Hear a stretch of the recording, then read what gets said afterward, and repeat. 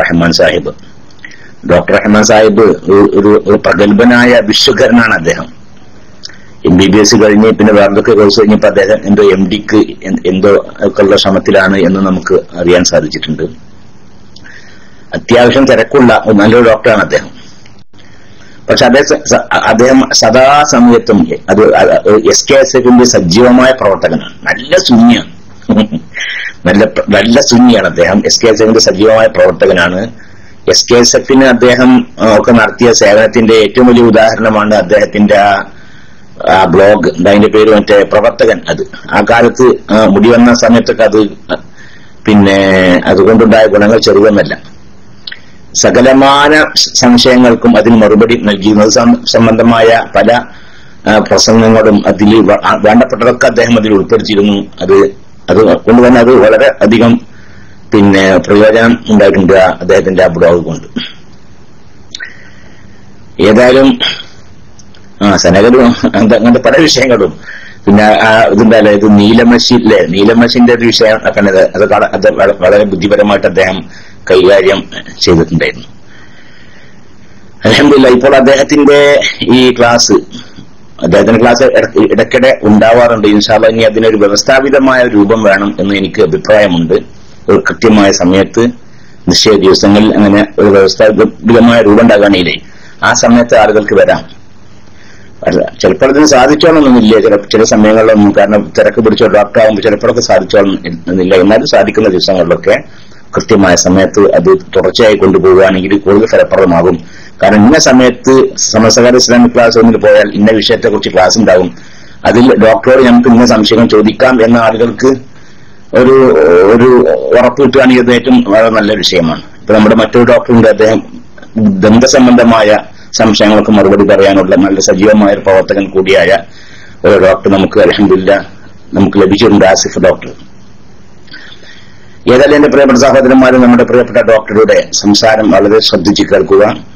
അദ്ദേഹം വിഷയം അവതരിപ്പിച്ചതിന് ശേഷം ആ വിഷയത്തെ സംബന്ധിച്ചാവട്ടെ മറ്റുള്ള വിഷയങ്ങളെ സംബന്ധിച്ചാവട്ടെ പുരുഷന്മാരൊക്കെ ആണെങ്കിൽ അവർക്ക് മൈക്കിൽ വന്ന് ചോദിക്കാവുന്നതാണ്.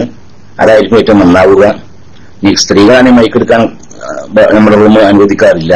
അത് പിന്നെ ആ സ്ത്രീകൾക്കൊക്കെ എന്ത് ചെയ്യുക, അവരുടെ സംശയങ്ങളൊക്കെ ഡോക്ടർക്ക് PM ചെയ്തുകൊണ്ടും ചോദിക്കാം. നിങ്ങൾ ക്ലാസ് സജീവമാക്കണം എന്ന് ആവശ്യപ്പെട്ട് ബിസ്മില്ലാഹിർ റഹ്മാനിർ റഹീം എന്ന വിശുദ്ധ നാമത്തിൽ ഈ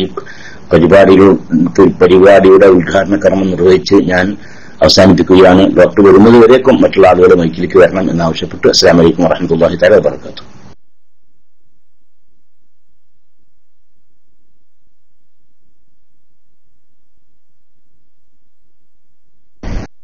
അസ്സലാമു അലൈക്കും വറഹ്മത്തുള്ളാഹി വബറകാതുഹു. ബഹുമാനപ്പെട്ട ഫൈസി ഉസ്താദ് എന്നെ പരിചയപ്പെടുത്തി പറഞ്ഞു കേൾക്കുന്നുണ്ടോ? പിന്നെ ഒരു സമയബന്ധിതമായിട്ട് തുടങ്ങാം എന്ന് വിചാരിച്ചിട്ട് ആ സമയത്ത് തന്നെ കയറിയതാണ്. ഏതായാലും എല്ലാവരും ഉണ്ടെന്ന് വിചാരിക്കുന്നു അല്ലേ ആളുകളുണ്ട്. ആദ്യം പറയാനുള്ളത് സമയത്തിന്റെ പ്രശ്നം പലപ്പോഴും ഉണ്ടാവാറുണ്ട്.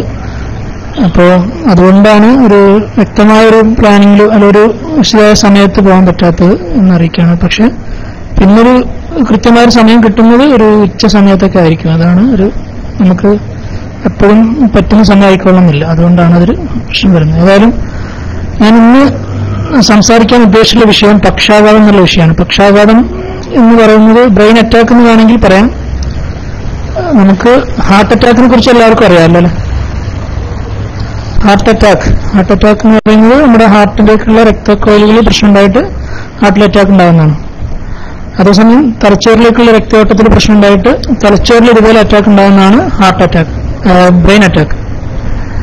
നമ്മൾ പലരും കണ്ടിട്ടുണ്ടാവും നമ്മുടെ കുടുംബത്തിൽ അല്ലെങ്കിൽ നമുക്ക് പരിചയമുള്ള ആളുകളിലൊക്കെ ഒരു ഭാഗം തളർന്ന് കിടക്കുന്ന ആളുകൾ. വളരെ ബുദ്ധിമുട്ടുള്ള അവസ്ഥയാണ്. വളരെ ചെറിയ പ്രായത്തിലൊക്കെ ഉണ്ടാവുകയാണെങ്കിൽ വളരെയധികം ബുദ്ധിമുട്ടാണ്. അപ്പോ അത് വളരെ ശ്രദ്ധിക്കേണ്ട ഒരു അസുഖമാണ്. വളരെയധികം ചികിത്സ അതുപോലെ തന്നെ കുടുംബത്തിന്റെ പരിചരണമൊക്കെ വളരെയധികം വേണ്ട, വളരെ ശ്രദ്ധയോടെ വേണ്ട, കുറെ കാലത്തേക്ക് വേണ്ട ഒരു അസുഖമാണ്. അതുകൊണ്ട് ആ കാര്യം നമ്മൾ ശ്രദ്ധിക്കണം. നമ്മളുമായിട്ട് പരിചയപ്പെട്ട ആളുകളിൽ, നമ്മുടെ ബന്ധപ്പെട്ട ആളുകളിലൊക്കെ അവിടെ ഉണ്ടാവുന്നതുകൊണ്ട് നമ്മളതിനെക്കുറിച്ച് പ്രധാനമായി അറിഞ്ഞിരിക്കേണ്ട ചില കാര്യങ്ങൾ സംസാരിച്ച് അതോടനുബന്ധിച്ചുള്ള സംശയങ്ങൾ തീർക്കാമെന്നാണ് ഉദ്ദേശിക്കുന്നത്. അല്ലാഹു തൗഫീഖ് ചെയ്യുമാറാവട്ടെ. ആമീൻ. അപ്പോ ക്ലാസ്സിലേക്ക് കിടക്കാണ്.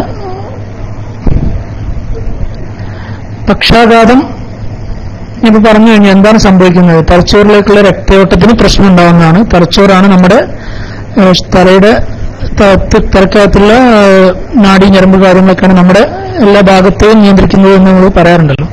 അപ്പൊ കൈയിന്റെ ഇളക്കം നിയന്ത്രിക്കുന്നത് തലച്ചോറിന്റെ ഭാഗത്തുനിന്ന്, ചില പ്രത്യേക ഭാഗത്തുനിന്ന് അവിടേക്ക് നിർദ്ദേശങ്ങൾ ചെന്നിട്ട് കൈയിനെ ഇളക്കുന്നു. കാലിലേക്ക് അതുപോലെ ചില പ്രത്യേക ഭാഗങ്ങൾ തലച്ചോറിലുണ്ട്. അപ്പോ ഈ തലച്ചോറിൽ എല്ലാ ഭാഗത്തേക്കും രക്തം എത്തിക്കുന്ന കോയിലുകളുമുണ്ട്. അപ്പോ ഈ കോയിലുകളിലേക്ക് എന്തെങ്കിലും ഒരു രക്തക്കട്ട വന്ന് അടയുകയോ അല്ലെങ്കിൽ അവിടെ തന്നെ രക്തം കട്ട പിടിക്കുകയോ ചെയ്യുന്നതുകൊണ്ട് ഉണ്ടാകുന്ന ഒരു അസുഖമാണത്. ഒന്നുകിൽ രക്തം കട്ട പിടിക്കുന്നതായിരിക്കാം, അതായത് ഒരു കോയിലിലേക്ക് രക്തം കൊണ്ടുപോകുന്ന കോയിലുകളിൽ ബ്ലോക്ക് ഉണ്ടായാൽ അവിടുന്ന് അങ്ങോട്ട് രക്തം എത്തുന്നില്ല. അപ്പോൾ എത്താത്ത ഭാഗത്തേക്കൊക്കെ രക്തം കിട്ടാത്ത കാരണം നശിച്ചു പോകും. അപ്പോൾ ഒരു രക്തക്കോയിലിന്റെ തുടക്കത്തിൽ തന്നെയാണ് അത് ബ്ലോക്ക് ആവുന്നതെങ്കിൽ അവിടുന്ന് കുറെ ഏരിയ അങ്ങോട്ട് കുറെ ഭാഗത്തേക്ക് നമുക്ക് രക്തം കിട്ടാതെ നശിക്കും. അതേസമയം കുറെ കഴിഞ്ഞ് ഒരു വളരെ ഉള്ളോട്ടുള്ള കുറെ അറ്റത്തേക്ക് കുറെ അകന്ന ഭാഗത്താണ്, തുടക്കത്തിൽ നിന്ന് കുറെ വിട്ടുള്ള ഭാഗത്താണ് ഈ അടവുണ്ടാവുന്നതെങ്കിൽ അതുകൊണ്ടുണ്ടാകുന്ന പ്രശ്നം കുറവായിരിക്കും താരതമ്യേന. ഏതായാലും രണ്ടു തരത്തിലുണ്ട്. പൊതുവെ രക്തം കട്ട പിടിക്കുന്ന കാരണം ഉണ്ടാവാം, അതല്ലെങ്കിൽ രക്തസ്രാവം കൊണ്ട്, തലയ്ക്കകത്തുള്ള രക്തസ്രാവം കൊണ്ടും ഇങ്ങനെ പക്ഷാഘാതം ഉണ്ടാവാം. അപ്പോൾ ആദ്യമായിട്ട് പറയാൻ ഉദ്ദേശിക്കുന്നത് അതിന്റെ ലക്ഷണങ്ങളാണ്. പൊതുവെ എല്ലാവർക്കും അറിയുന്ന ലക്ഷണങ്ങൾ എന്ന് പറയുന്നത് ഒരു ഭാഗം തളർന്നു പോവുക എന്നുള്ളതാണ്. ഒരു ഭാഗം തളർന്നു പോവുക, പെട്ടെന്ന് തളർന്നു പോവുക. അതല്ലാത്ത മറ്റു പല ലക്ഷണങ്ങളും ഈ പക്ഷാഘാതത്തിന്റെ തുടക്കത്തിലെ ലക്ഷണമായിട്ടുണ്ടാവാം. അതാണ് നമ്മൾ കൂടുതൽ ശ്രദ്ധിക്കേണ്ടത്. കാരണം നമ്മൾ തുടക്കത്തിൽ അറിഞ്ഞൊരു ആദ്യത്തെ 2-3 മണിക്കൂറിനുള്ളിലേക്ക് അറിഞ്ഞ് നമുക്ക് അത് കൃത്യമായി ചികിത്സിക്കാൻ സാധിക്കുകയാണെങ്കിൽ അതിന്റെ ഔട്ട്കം, അതിന്റെ ഈ അസുഖത്തിന്റെ ചികിത്സ കുറച്ചുകൂടി എളുപ്പമാണ്. അതുകൊണ്ട് ഈ ഒരു ഭാഗത്തിലെ തളർച്ചയല്ലാത്ത മുഖത്തിന്റെ കോട്ടം, മുഖം ഒരു ഭാഗത്തേക്ക് കൂടി പോവുക, സംസാരത്തിന് ബുദ്ധിമുട്ട്, ഭക്ഷണം ഇറക്കാൻ ബുദ്ധിമുട്ട്, അതുപോലെ തരിപ്പ്, കടച്ചിൽ, തലകറക്കം, ഇങ്ങനെ പല ലക്ഷണങ്ങളുമായിട്ടും ഇതുണ്ടാവാം. കാരണം ഞാൻ പറഞ്ഞു, ശരീരത്തിന്റെ മിക്ക ഭാഗങ്ങളും നിയന്ത്രിക്കുന്നത്, അല്ല എല്ലാ ഭാഗത്തെയും നിയന്ത്രിക്കുന്നത് തലച്ചോറാണ്. അപ്പൊ തലച്ചോറിന്റെ ഏതൊക്കെ ഭാഗങ്ങളിലാണ് ഈ പ്രശ്നം സംഭവിക്കുന്നത് അനുസരിച്ച് അതിന്റെ ലക്ഷണങ്ങൾ മാറിയിരിക്കും. അപ്പൊ നമ്മുടെ കൈയിന്റെ ഇളക്കത്തെ നിയന്ത്രിക്കുന്ന ഭാഗത്താണ് തലച്ചോറിൽ പക്ഷാഘാതം സംഭവിച്ചിട്ടില്ലെങ്കിൽ കൈയിന് കുഴച്ചിലായിരിക്കും സംഭവിക്കുക. അതേസമയം നമ്മൾ സംസാരിക്കുന്ന ഭാഗത്തെ നിയന്ത്രിക്കുന്ന തലച്ചോറിന്റെ ഭാഗത്താണ് ഈ പക്ഷാഘാതം സംഭവിക്കുന്നെങ്കിൽ നമ്മൾ സംസാരത്തിന് ഇടർച്ചയായിരിക്കും സംഭവിക്കുന്നത്. അങ്ങനെ ഇത്തരത്തിലുള്ള വളരെ വ്യത്യസ്തമായ പല ലക്ഷണങ്ങൾ കൊണ്ടും പക്ഷാഘാതം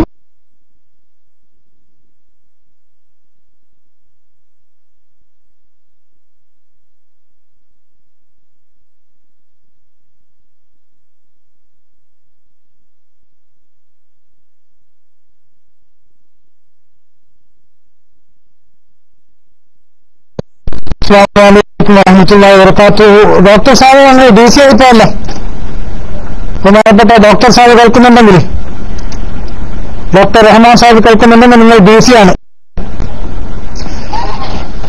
ഏതായാലും സഹോദരന്മാരെ, അല്ലാഹുവിന്റെ അപാരമായ അനുഗ്രഹത്താൽ നമ്മുടെ ഒരു പുതിയ ഡോക്ടർ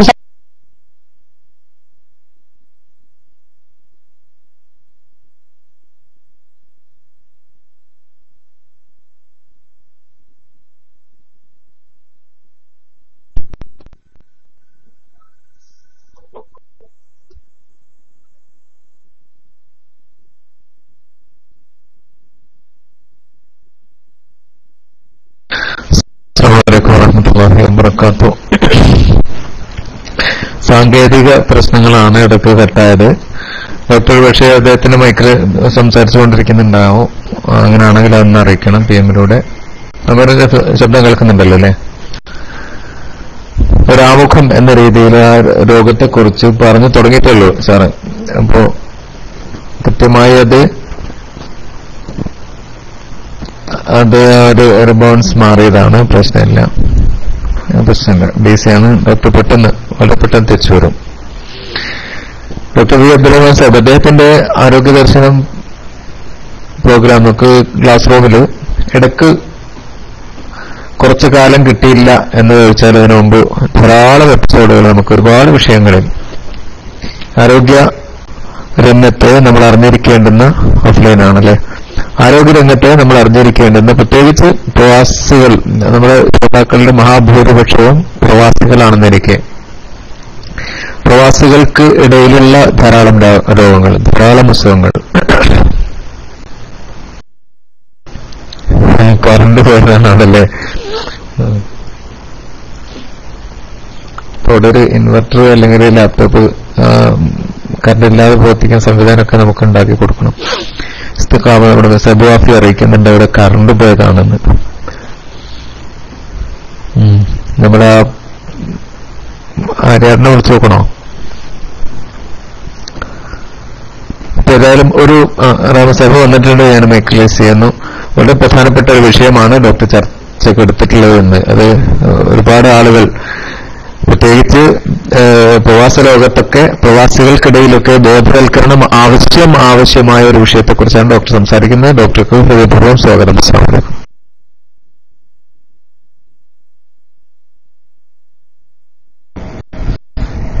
വലൈക്കും അസ്സലാം വറഹ്മത്തുള്ളാഹി. അസ്സലാമു അലൈക്കും. ഞാൻ ആദ്യമായി ക്ഷമ ചോദിക്കുകയാണ്. നാട്ടിലുള്ള കറണ്ടാണ്. അപ്പോൾ ഈ പ്രശ്നങ്ങളൊന്നും ഉണ്ടായിരുന്നു വിചാരിച്ചിട്ടാണ് ഞാൻ ഈ BSNLന്റെ ബ്രോഡ്ബാൻഡ് എടുത്തത്. ഈ കറണ്ട് പ്രശ്നം, നെറ്റിന്റെ പ്രശ്നങ്ങളൊന്നും. അപ്പൊ അതിന്റെ പ്രശ്നം എന്ന് വെച്ചാൽ അത് കറണ്ട് കുത്തിയാലേ വർക്കാവുള്ളൂ. അപ്പൊ കറണ്ട് പോകുമ്പോഴൊക്കെ അങ്ങനെ പ്രശ്നം ഉണ്ടാകും. പക്ഷെ ഞാനിവിടെ ഹോസ്പിറ്റലിനകത്ത് തന്നെയല്ല, ക്വാർട്ടേഴ്സിലായതുകൊണ്ട് കറണ്ട് പോയാൽ ഉടനെ തന്നെ ജനറേറ്റർ ഓണാക്കും. അപ്പൊ കറണ്ട് പോയാലെ പ്രശ്നം എന്ന് വെച്ചാൽ 2 തവണ പോയി വരും. ഇപ്പൊ കറണ്ട് ഇപ്പൊ ജനറേറ്ററിലായിരിക്കും, ഇനിയിപ്പോ ഇത് കറണ്ട് വരുന്ന സമയത്ത് ഇത് ഓഫാക്കി കൊണ്ടും. അപ്പൊ ഞാനെങ്ങനെ ഡിസ്കണക്ട് ആവുകയാണെങ്കിൽ ഒരു മാക്സിമം ഒരു 3 മിനിറ്റ് 4 മിനിറ്റിനുള്ളിൽ തിരിച്ചു വരുമെന്ന് പ്രതീക്ഷിക്കാം. അപ്പൊ ഞാൻ പറഞ്ഞു വന്നത്, ഞാൻ കട്ടായി എന്ന് വിചാരിക്കുന്ന ഭാഗം, അതായത് നമ്മുടെ വ്യത്യസ്തമായ ലക്ഷണങ്ങളാണ്. അപ്പോൾ ലക്ഷണങ്ങൾ നമ്മൾ തിരിച്ചറിയേണ്ടതിന്റെ ആവശ്യകത ഞാൻ പറഞ്ഞു കഴിഞ്ഞു. കാരണം അത് ഏറ്റവും പെട്ടെന്ന് തിരിച്ചറിഞ്ഞ് അതിന് ചികിത്സിച്ചാൽ ഉണ്ടാകുന്ന ഫലമല്ല കുറെ കഴിഞ്ഞിട്ടുണ്ടായാൽ. കുറെ കഴിഞ്ഞ് ഒരു 3-4 മണിക്കൂർ കഴിഞ്ഞ ശേഷം പക്ഷാഘാതത്തിന്റെ ചികിത്സ എന്ന് പറഞ്ഞാൽ ഫുൾ പാലിയേറ്റീവ് ആണ്. അത് നമുക്ക് ചെയ്യാവുന്നത് അതിന് ഫിസിയോതെറാപ്പി ചെയ്തു കൊടുക്കുക എന്നുള്ളതല്ലാതെ മറ്റു കൂടുതലായിട്ട് കാര്യങ്ങളൊന്നും നമുക്ക് ചെയ്യാൻ പറ്റാത്തൊരു സ്ഥിതി വരും ഒരു കുറച്ച് മണിക്കൂറുകൾ കഴിഞ്ഞാൽ. അതുകൊണ്ട് തലയുടെ ഓരോ ഭാഗത്തും, തലയുടെ സെറിബെല്ലം എന്ന് പറയുന്ന ബാക്കിലുള്ള നമ്മുടെ പിരടിയോട് ചേർന്ന് നിൽക്കുന്ന ഒരു ഭാഗത്താണ് നമ്മുടെ ബാലൻസിനെ നിയന്ത്രിക്കുന്നത്. നമ്മുടെ നമ്മൾ ശരിക്കും നടന്നു പോകുമ്പോഴൊക്കെ ബാലൻസ് നിയന്ത്രിക്കുന്നത് ഒക്കെ. അപ്പോൾ ആ ഭാഗത്ത് വന്നു കഴിഞ്ഞാൽ നമുക്ക് തലകറക്കമായിട്ടായിരിക്കും, വേറെ പ്രശ്നങ്ങളൊന്നും ഉണ്ടായിരിക്കില്ല, തലകറക്കം മാത്രമായിരിക്കാം. സംസാരിക്കുന്ന ഭാഗത്ത് നിയന്ത്രിക്കുന്ന ഭാഗത്താണ് ഈ പക്ഷാഘാതം വന്നതെങ്കിൽ സംസാരത്തിന് ഇടർച്ചയും, സംസാരിക്കാൻ പറ്റാതാവുക, സംസാരിക്കുന്നുണ്ടാവും. ചിലപ്പോൾ സംസാരത്തിന് പല ഭാഗങ്ങളുണ്ട്. നമ്മൾ മറ്റുള്ളൊരാൾ പറയുന്നത് കേൾക്കുക, കേട്ട് മനസ്സിലാക്കുക, എന്നിട്ട് അതനുസരിച്ച് നമ്മൾ പുറത്തേക്ക് പറയുക. ഇത് പലതരത്തിലുള്ള അഫേസ്യ ഉണ്ടാവും. അതായത് ഒരാൾ പറയുന്നത് കേട്ടാൽ മനസ്സിലാവും, പക്ഷെ തിരിച്ചു പറയാൻ പറ്റാത്ത അവസ്ഥ ഉണ്ടാവാം. അപ്പോ ഉണ്ടാകുന്ന അവസ്ഥ വേറെ ആയിരിക്കും. പിന്നെ ഇത് പറയേണ്ട കാരണം വെച്ചാൽ ചില ആളുകൾ സംസാരിക്കുന്നുണ്ടായിരിക്കും, പക്ഷെ പരസ്പര ബന്ധമില്ലാതെ സംസാരിക്കുന്നുണ്ടാവാം, ചോദിച്ചതിനായിരിക്കില്ല മറുപടി പറയുന്നത്. അങ്ങനെയൊക്കെ ഉണ്ടാവുന്നതൊക്കെ ഈ തലച്ചോറിലുള്ള പ്രശ്നം കൊണ്ടുണ്ടാവാം. അപ്പോ സംസാരത്തിന്റെ വ്യത്യസ്തമായിട്ടുള്ള പ്രശ്നങ്ങൾ, തീരെ സംസാരിക്കാതിരിക്കുക, സംസാരം തന്നെ ഫ്ലുവന്റ് അല്ലാതിരിക്കുക, വളരെ വിട്ട് പറയുക, അതല്ലെങ്കിൽ ഒരു ബന്ധമില്ലാതെ സംസാരിച്ചുകൊണ്ടിരിക്കുക. അത് നമുക്ക് എന്താണ് നമ്മൾ വിചാരിക്കുന്നതായിരിക്കില്ല പറയുക. അപ്പോ അതൊക്കെ തലച്ചോറിനെ ഓരോരോ ഭാഗങ്ങളിൽ പ്രശ്നം ഉണ്ടാവുന്നതുകൊണ്ടാണ്. അതുപോലെ തരിപ്പ്, അങ്ങനെ എല്ലാ പ്രശ്നങ്ങളും സംസാരത്തിന്റെ ഭക്ഷണം ഇറക്കുന്നതിന് ചില കണ്ണും കാഴ്ചയ്ക്കുള്ള പ്രശ്നങ്ങൾ, കണ്ണ് കൂടിപ്പോകുന്നത്, അങ്ങനെ പല പല വ്യത്യസ്തമായിട്ടുള്ള ലക്ഷണങ്ങളിൽ ഇത് കാണാം. അതുകൊണ്ട് അത്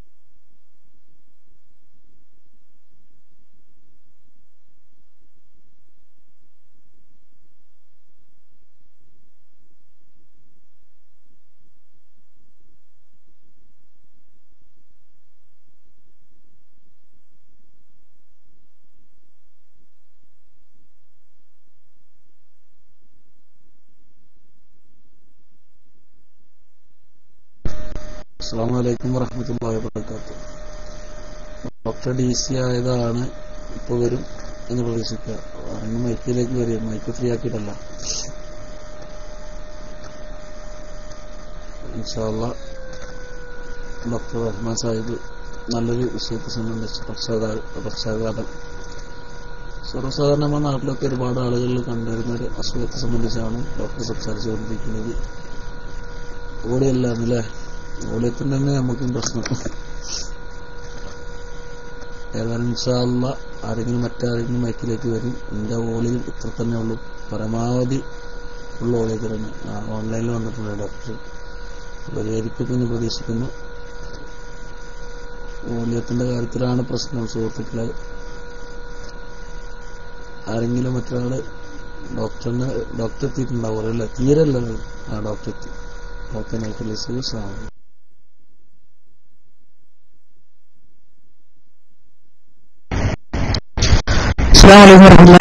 ഞാൻ പറഞ്ഞ അത് സൂചിപ്പിച്ച രണ്ടാമത്തെ കറണ്ട് ബ്ലോക്കാണത്. അതായത് ജനറേറ്റർ ഓഫാക്കി വീണ്ടും മെയിൻ കറണ്ടിലേക്ക് കൊടുത്താണ്. ഏതായാലും ക്ഷമിക്കുക, അതെല്ലാം പറയാൻ പറ്റുള്ളൂ. അപ്പൊ ഞാൻ ലക്ഷണങ്ങൾ പൊതുവെ ഞാൻ പറഞ്ഞു കഴിഞ്ഞു. അതിൽ സംശയങ്ങൾ മറ്റു കാര്യങ്ങൾ എന്തെങ്കിലും ഉണ്ടെങ്കിൽ ഇൻഷാല്ലാ മറ്റു ചോദ്യാവസരങ്ങൾ ചോദിക്കാം. ശ്രദ്ധിക്കേണ്ട കാര്യങ്ങൾ, റിസ്ക് ഫാക്ടേഴ്സ്, എന്തൊക്കെ കാരണങ്ങളാണ് ഇത് ഈ ഒരു അവസ്ഥയിലേക്ക് നയിക്കുന്നതെന്നുള്ളതാണ് പ്രധാനമായിട്ട് അറിഞ്ഞിരിക്കേണ്ടത്. പൊതുവെ പ്രായം കൂടുതലുള്ള ആളുകളിലാണ് ഇത് കാണുന്നത്. അപ്പോൾ പ്രായം കൂടുന്നത് ഒരു കാരണമാണ്. അപ്പോൾ പ്രായം കുറഞ്ഞ ആളുകളിൽ അപൂർവമായിട്ടാണ് കാണുന്നത്. പല കാരണങ്ങളുണ്ടാവും, ഞാൻ പറയാം. അതിന്റെ കൂടെ പ്രമേയം നിയന്ത്രിക്കുക എന്നുള്ളത് വളരെ പ്രധാനപ്പെട്ട വിഷയമാണ് ഈ കാര്യത്തിൽ. അത് ഹാർട്ടിന്റെ അറ്റാക്ക് പോലെ തന്നെ ബ്രെയിനിനും അതേ സാമ്യമായ രീതിയിൽ തന്നെയാണ് അത് ബാധിക്കുന്നത്. രക്തക്കുഴലുകളെ ബാധിക്കുന്നു, അത് ഈ പക്ഷാഘാതത്തിലേക്ക് നയിക്കുന്നു. അതാണൊരു കാര്യം. പ്രമേഹം, അതുപോലെ തന്നെ പ്രഷർ. ഏറ്റവും ആദ്യം പറയേണ്ടത് രക്തസമ്മർദ്ദമാണ്, പ്രഷറാണ്. തലച്ചോറിലേക്കുള്ള ഈ പക്ഷാഘാതത്തിനെ കുറിച്ച് കൂടി പറയുകയാണെങ്കിൽ കൂടുതൽ പറയേണ്ടത് പ്രഷറിനെ കുറിച്ചാണ്. പ്രഷറാണ് ആദ്യം പറയേണ്ടത്. അത് കഴിഞ്ഞിട്ട് പ്രമേഹം. പ്രഷർ നിയന്ത്രിക്കുക എന്നുള്ളതാണ് ഏറ്റവും പ്രധാനം. അത് കഴിഞ്ഞ് പ്രമേഹം. പ്രഷറിന്റെ കാര്യത്തിൽ ഒരു കാര്യം കൂടി പറയാനുള്ളത്, പ്രഷറിന്റെ റൂൾ ഓഫ് 10 എന്ന് പറയാറുണ്ട്. അതായത് ഞാൻ മുമ്പ് കൂടെ സൂചിപ്പിച്ചതാണ്, പ്രമേഹം ഇന്ന് സമൂഹത്തിലുള്ള ആളുകൾ 10% ആളുകൾ മാത്രമേ പ്രമേഹം ഉണ്ടെന്ന് അറിയുന്നുള്ളൂ. അതിനുള്ള 10% ആളുകളിൽ 10% ആളുകൾ മാത്രമേ പ്രഷർ ഉണ്ട് എന്ന് പരിശോധിക്കുന്നുള്ളൂ. പരിശോധിക്കുന്ന ആളുകളിൽ തന്നെ 10% ആളുകൾ അത് ചികിത്സിക്കുന്നുള്ളൂ. അങ്ങനെ വളരെ കുറഞ്ഞ ആളുകളെ നമുക്ക് പ്രഷറിന് വേണ്ടി ചികിത്സിക്കുന്നുള്ളൂ. പക്ഷെ വളരെ വലിയ ശതമാനം സമൂഹത്തിന് ഈ പ്രഷറിന്റെ പ്രശ്നമുണ്ട്. അത് പലപ്പോഴും കണ്ടെത്തപ്പെടാതെ പോവുകയോ അല്ലെങ്കിൽ ചികിത്സിക്കപ്പെടാതെ പോവുകയോ ചെയ്യുന്നുണ്ട്. അത് ഒരു സൈലന്റ് കില്ലർ എന്നാണ് പറയാ. അതായത് ഒരു നിശബ്ദനായ കൊലയാളി.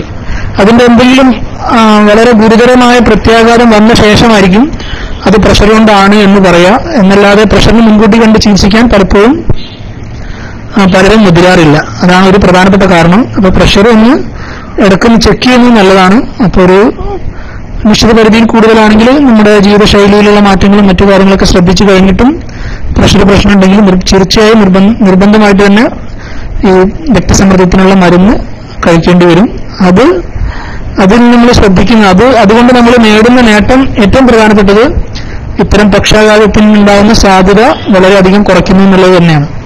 പക്ഷാഘാതത്തിന്റെ സാധ്യത കുറയ്ക്കുന്നുണ്ട്. പ്രഷർ കാരണം കണ്ണിന്റെ ഞരമ്പിന്റെ അസുഖം കുറയ്ക്കുന്നുണ്ട്, ഹാർട്ട് അറ്റാക്ക് കുറയ്ക്കുന്നുണ്ട്. അങ്ങനെ പല കാര്യങ്ങളും അതുകൊണ്ടുള്ള നേട്ടമുണ്ട്. അതുപോലെ തന്നെ ശ്രദ്ധിക്കേണ്ട മറ്റൊരു കാര്യമാണ് കൊളസ്ട്രോള് പ്രായമായ ആളുകളിലാണ് കണ്ടുവരുന്നത്. എന്നാൽ സെഡൻഡറി ലൈഫ് സ്റ്റൈല്, അതുപോലെ തന്നെ അനാരോഗ്യകരമായ ഭക്ഷണക്രമം, തടി കൂടിയ ആളുകളിലും ഇങ്ങനത്തെ ആളുകളിലൊക്കെ ഈ കൊളസ്ട്രോളിന്റെ ഈ കൊഴുപ്പിന്റെ പ്രശ്നം വളരെ കൂടുതലായിരിക്കും.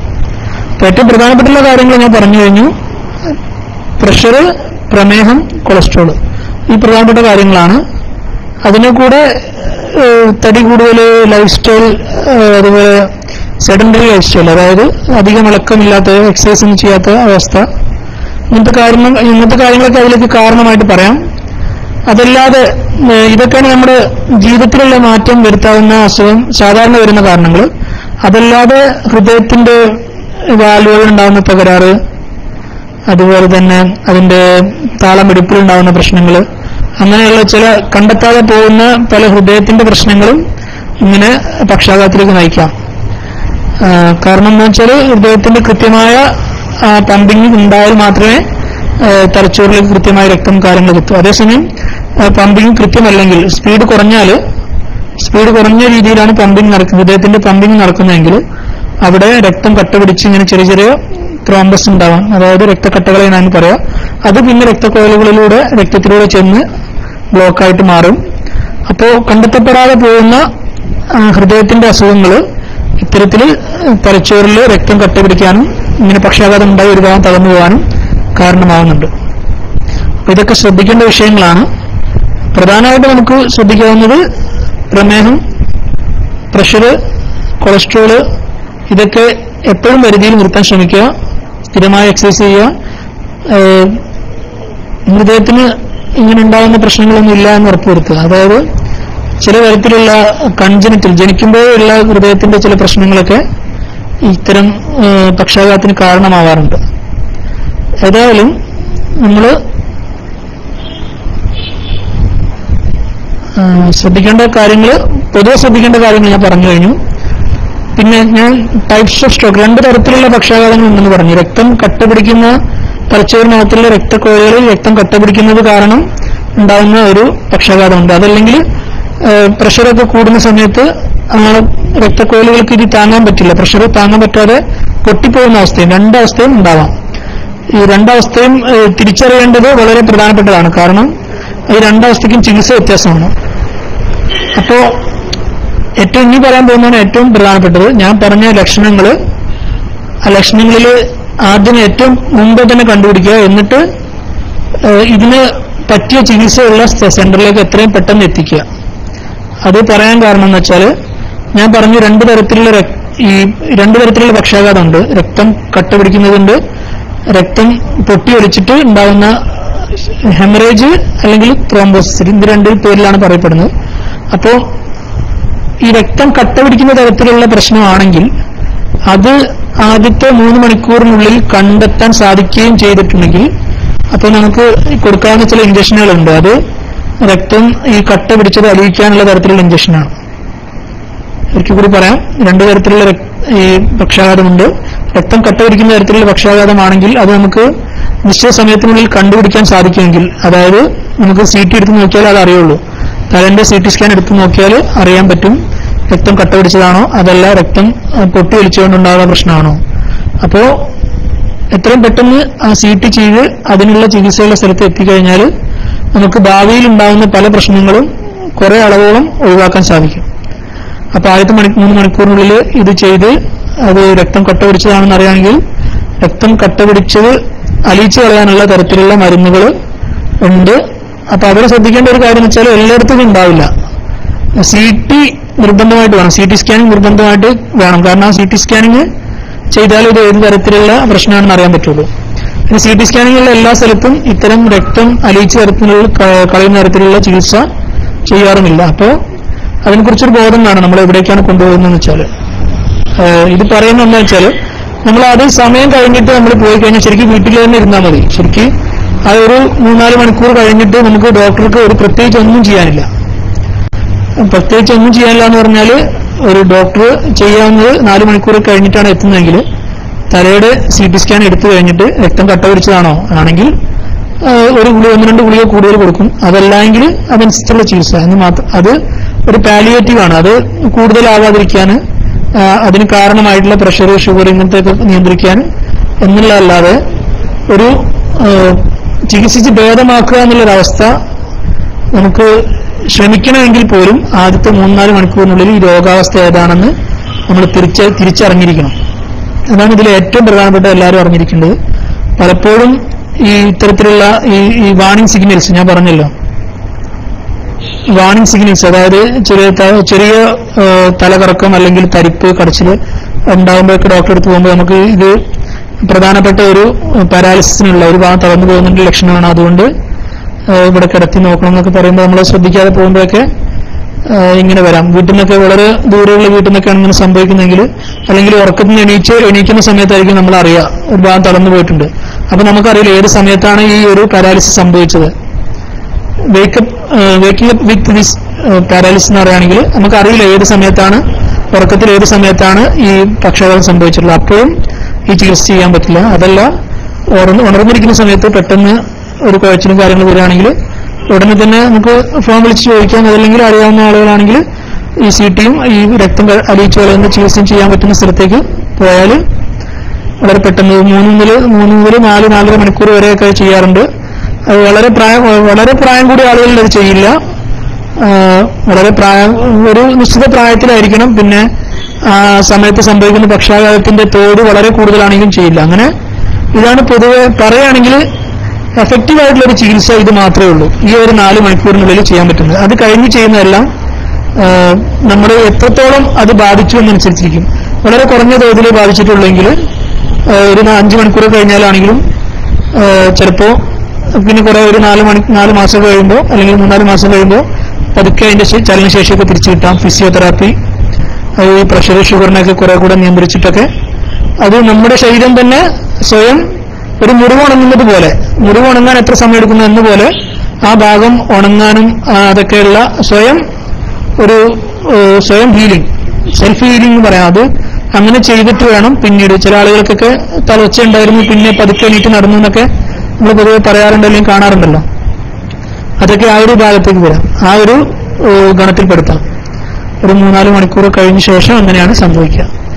പിന്നെ ഉള്ളത് എന്താണെന്ന് വെച്ചാൽ ഒരു ട്രാൻസിയന്റ് ഇസ്കീമിക് അറ്റാക്ക് എന്ന് പറയും. അതായത് പൂർണ്ണമായും നാശം സംഭവിക്കുന്നതിന് മുമ്പ് തന്നെ അത് ഈ രക്തക്കട്ട സ്വയമായി അലിഞ്ഞു പോവുക. നമ്മുടെ ശരീരത്തിൽ തന്നെ രക്തം കട്ട പിടിക്കുന്നതിനെതിരെയുള്ള മെക്കാനിസം പറിച്ചൊന്ന് ഉണ്ടാക്കി വെച്ചിട്ടുണ്ട്.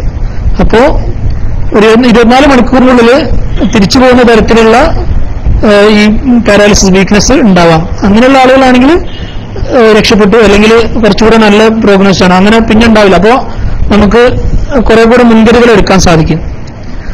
അത് പൂർണ്ണമായും ഒരു മാറ്റം അവിടെ വലിയൊരു ദോഷം ശരീരത്തിൽ ഉണ്ടാക്കാതെ കുറച്ച് സമയത്തേക്ക് രക്തം കട്ടയായിട്ട് നിന്ന് സ്വയമായി അലിഞ്ഞു പോകുന്നൊരവസ്ഥയുണ്ട്. അത് അപൂർവമായിട്ടേ ഉണ്ടാവുള്ളൂ. അങ്ങനെ ഉണ്ടാവുകയാണെങ്കിൽ അത് ഭാവിയിലേക്ക് പൂർണ്ണമായ തളർച്ച വരാനുള്ളൊരു സാധ്യതയാണെന്നുള്ള ഒരു സിഗ്നലാണ്. അപ്പോൾ നമുക്ക് കുറെ കൂടെ നന്നായി ചികിത്സിക്കാനും മുൻകൂട്ടി തന്നെ അതിനെതിരെയുള്ള മരുന്നുകൾ തുടങ്ങാനും സാധിക്കും. രക്തം കട്ടപിടിക്കാതിരിക്കാനുള്ള ഹൃദയരോഗികൾ കഴിക്കുന്ന ആസ്പിരിൻ, ക്ലോപ്പിലെറ്റ് പോലെയുള്ള മരുന്നുകൾ തന്നെയാണ് ഇവർക്കും കൊടുക്കേണ്ടത്. അതല്ല, ഹൃദയത്തിന്റെ താളത്തിന്റെ പ്രശ്നം കൊണ്ടാണ്, അതായത് ഏട്രിയൽ ഫിബ്രിലേഷൻ എന്ന് പറയുന്ന പോലെ അസുഖങ്ങളൊക്കെ ഉണ്ട്. ഹൃദയത്തിന്റെ താളം കൃത്യമായി ഇടിക്കാത്ത കാരണം ഉണ്ടാകുന്ന തരത്തിലുള്ള സ്ട്രോക്ക് ഉണ്ട്. അപ്പോ അങ്ങനെയുള്ള ആളുകളാണ് ഈ രക്തം കട്ട പിടിക്കാതിരിക്കുന്നതിന്റെ തോത് കുറയ്ക്കാൻ വേണ്ടിയുള്ള ഒരു തരം മരുന്നുണ്ട്, വാർഫാരിൻ. ചിലരെങ്കിലും കേട്ടിട്ടുണ്ടാവും വാർഫാരിൻ നടത്തിയിട്ടുള്ള ഗുളിക. എന്നിട്ട് അത് സ്ഥിരമായി കഴിച്ചുകൊണ്ടിരിക്കുക, എന്നിട്ട് അതിന്റെ രക്തത്തിൽ അതിന്റെ പരിശോധന ഇടക്കിടക്ക് നടത്തിക്കൊണ്ടിരിക്കുക. അങ്ങനെയുള്ള ചികിത്സകളൊക്കെയാണ്. ഇതൊക്കെയാണ് ചികിത്സാ രീതികൾ. ചികിത്സാ രീതികൾ ഞാൻ പറഞ്ഞു കഴിഞ്ഞു. ഇത് തുടങ്ങി 3-4 മണിക്കൂറിനുള്ളിൽ കണ്ടുപിടിക്കുകയാണെങ്കിൽ രക്തം കട്ട പിടിച്ചതാണോ എന്നറിയുകയാണെങ്കിൽ രക്തം കട്ട പിടിച്ചത് അറിയിച്ചു കളയാനുള്ള ചികിത്സയുണ്ട്. അത് എല്ലായിടത്തും ഉണ്ടാവില്ല. അതുകൊണ്ട് അങ്ങനെ ഒരു ഉദ്ദേശം ഉണ്ടെങ്കിലും തീർച്ചയായും അതിനുള്ള സൗകര്യമുള്ള സ്ഥലത്തേക്ക് എത്രയും പെട്ടെന്ന് എത്തിക്കുക. പ്രത്യേകിച്ച് പ്രായം കുറഞ്ഞ ആളുകളൊക്കെ ആണെങ്കിൽ അതിന് ചികിത്സ ചിലപ്പോൾ ചിലയിടത്ത് 45,000 രൂപയ്ക്ക് ആ ഒരു മരുന്നിനാവുന്നുണ്ട്. പക്ഷേ അത് ശരിക്കും അയാൾക്ക് ജീവൻ തിരിച്ചു കൊടുക്കുന്ന പോലെ ആയിരിക്കും പലപ്പോഴും. കാരണം ഒരു ഭാഗം തളർന്ന് ഒരു ഭാഗം മൊത്തം കിടന്നു പോവുക എന്നുള്ളത് വളരെ വലിയ ഒരു പ്രശ്നം തന്നെയാണ്. അവർക്കും അവരുടെ കുടുംബത്തിനും അവർക്ക് ആ ഒരു വ്യക്തിക്ക് പിന്നീട് പരിചരണം നടത്താൻ ഉദ്ദേശിക്കുന്ന ആളുകൾക്കെല്ലാം അത് വലിയ പ്രശ്നം തന്നെയാണ്. ചികിത്സന്റെ കാര്യം പിന്നെയുള്ളത് നമുക്ക് ഇനി വരാതിരിക്കാം. ഈ ഇത്തരത്തിലുള്ള ഈ റിസ്ക് ഫാക്ടേഴ്സ് അതിനെ കുറയ്ക്കാൻ വേണ്ടിയുള്ള ചികിത്സകളാണ്. അതായത് പ്രമേഹം നിയന്ത്രിക്കുക, പ്രഷർ നിയന്ത്രിക്കുക, രക്തം കട്ടപിടിക്കുന്നത് കുറയ്ക്കാൻ വേണ്ടിയുള്ള മരുന്നുകളുണ്ട്, അത് കൊടുക്കുക. അത് ഞാൻ പറഞ്ഞ പോലെ തന്നെ ഹൃദയത്തിന്റെ അറ്റാക്ക് ഉണ്ടാകുന്ന ആളുകൾ കഴിക്കുന്ന അതേതരം മരുന്നുകളാണ്. ആസ്പിരിൻ പോലെയുള്ള മരുന്നുകൾ, അല്ലെങ്കിൽ ക്ലോപ്പിഡോഗ്രിൽ എന്ന് പറയുന്ന ഒരു തരം മരുന്നുണ്ട്. പിന്നെ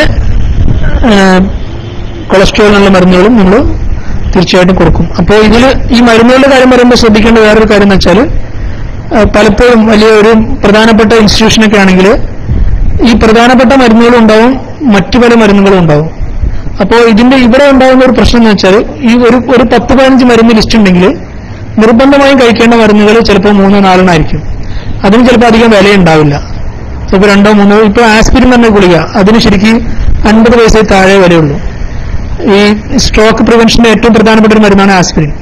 അതുപോലെ തന്നെ പ്രഷറിന്റെ മരുന്നുകൾ, ഷുഗറിന്റെ മരുന്നുകൾ. ഒരു 10-15 മരുന്നിന്റെ ലിസ്റ്റ് തന്നാൽ ഈ ഒരു രോഗിക്ക് അറിയില്ല ഏത് മരുന്നാണ് നിർബന്ധമായിട്ട് ഒഴിച്ചുകൂടാൻ പറ്റാത്ത മരുന്നുകൾ. മറ്റുള്ള മരുന്നുകളെല്ലാം ഈ അസുഖത്തിനെ സഹായിക്കുന്നതായിരിക്കാം, പക്ഷേ ഈ ഒരു ലിസ്റ്റ്, ഒരു വലിയ ലിസ്റ്റ്, ഒരു സാധാരണ ഒരു വ്യക്തിക്ക് ഒരു വലിയ ലിസ്റ്റ് തുടർച്ചയായിട്ട് കഴിക്കേണ്ട മരുന്നുകളാണെങ്കിൽ ചിലപ്പോൾ പലപ്പോഴും എന്താ സംഭവിക്കുന്നത് വെച്ചാൽ ഒരു മാസം കഴിച്ച് 2 മാസം കഴിച്ച് അവരങ്ങ് നിർത്തും. അതാണ് സംഭവിക്കുക. അവർ സ്വന്തമായിട്ട് അങ്ങ് നിർത്തി പോവുക. അതുകൊണ്ടുണ്ടാകുന്ന വെച്ചാൽ അതിൽ നിന്ന് നമുക്ക് നിർബന്ധമായിട്ട് കഴിക്കേണ്ട മരുന്നുകൾ എന്താണെന്ന് ചിലപ്പോൾ നമുക്ക് ഡോക്ടറോട് ചോദിച്ചൊക്കെ മനസ്സിലാക്കുന്നത് കുറച്ചുകൂടെ നന്നായിരിക്കും. അതല്ലെങ്കിൽ ഒരു രണ്ടാമത്തെ ഡോക്ടറെ അഭിപ്രായം ചോദിച്ചിട്ട് ഇതിൽ നിർബന്ധമായി കഴിക്കേണ്ട മരുന്നുകൾ ഏതാണ് എന്നുള്ളത് ഒന്ന് അന്വേഷിക്കുന്നത്, ഏറ്റവും പ്രധാനപ്പെട്ട മരുന്നുകൾ ഏതാണ് എന്ന് അന്വേഷിക്കുന്നത് നല്ലതായിരിക്കും. ഈ ഒരു അവസ്ഥ, ഞാൻ ഇപ്പൊ പറഞ്ഞ ഈ ഒരു പ്രശ്നം അത് എല്ലാ മേഖലയും, എല്ലാ പ്രശ്നത്തിലും ഉണ്ട്. ഈ പക്ഷാഘാതത്തിന്റെ പ്രശ്നത്തിലുണ്ട്, അതുപോലെ തന്നെ ഈ ഹാർട്ടിന്റെ അസുഖത്തിന്റെ, ഈ അറ്റാക്കിന്റെ പ്രശ്നത്തിലും എല്ലാത്തിലും ഉണ്ട്.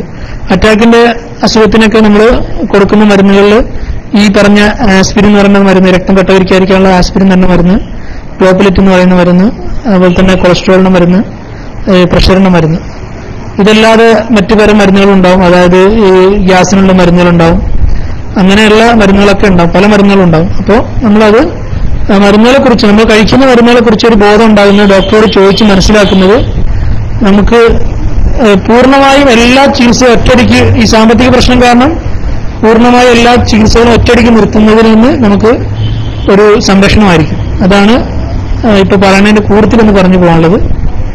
ചികിത്സയെ കുറിച്ചാണ് പറയാനുള്ളത്. പിന്നെ എന്തൊക്കെ തരത്തിലുള്ള പരിശോധനകൾ ചിലപ്പോൾ ഇത്തരം രോഗികൾക്ക് ആവശ്യമായി വരുന്നുള്ളത് എന്ന് സൂചിപ്പിക്കുകയാണ്. ഞാൻ ആദ്യം പറഞ്ഞു, ഏത് തരത്തിലുള്ള പക്ഷാഘാതമാണെന്ന് അറിയാൻ വേണ്ടിയുള്ള സ്കാനിങ്, CT സ്കാനിങ് നിർബന്ധമായിട്ട് എല്ലാവരും ഇത് ചെയ്തിരിക്കും. അത് ഏറ്റവും പെട്ടെന്ന് ചെയ്യാന്നുള്ളതാണ് അതിൽ ഏറ്റവും പ്രധാനം.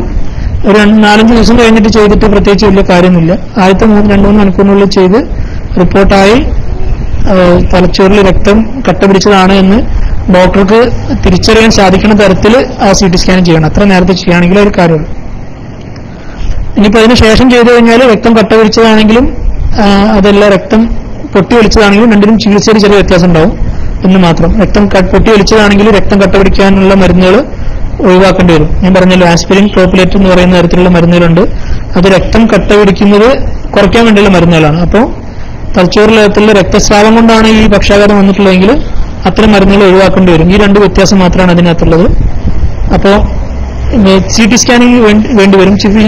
പിന്നുള്ളത് ഞാൻ പറഞ്ഞല്ലോ, ഹൃദയത്തിന്റെ മിടിപ്പിലുണ്ടാകുന്ന തകരാറ് കൊണ്ട് ഈ പക്ഷാഘാതം ഉണ്ടാകുന്നു. അപ്പോൾ പക്ഷാഘാതമുള്ള ആളുകൾ നിർബന്ധമായും ഈ ECG ചെയ്ത് നോക്കും.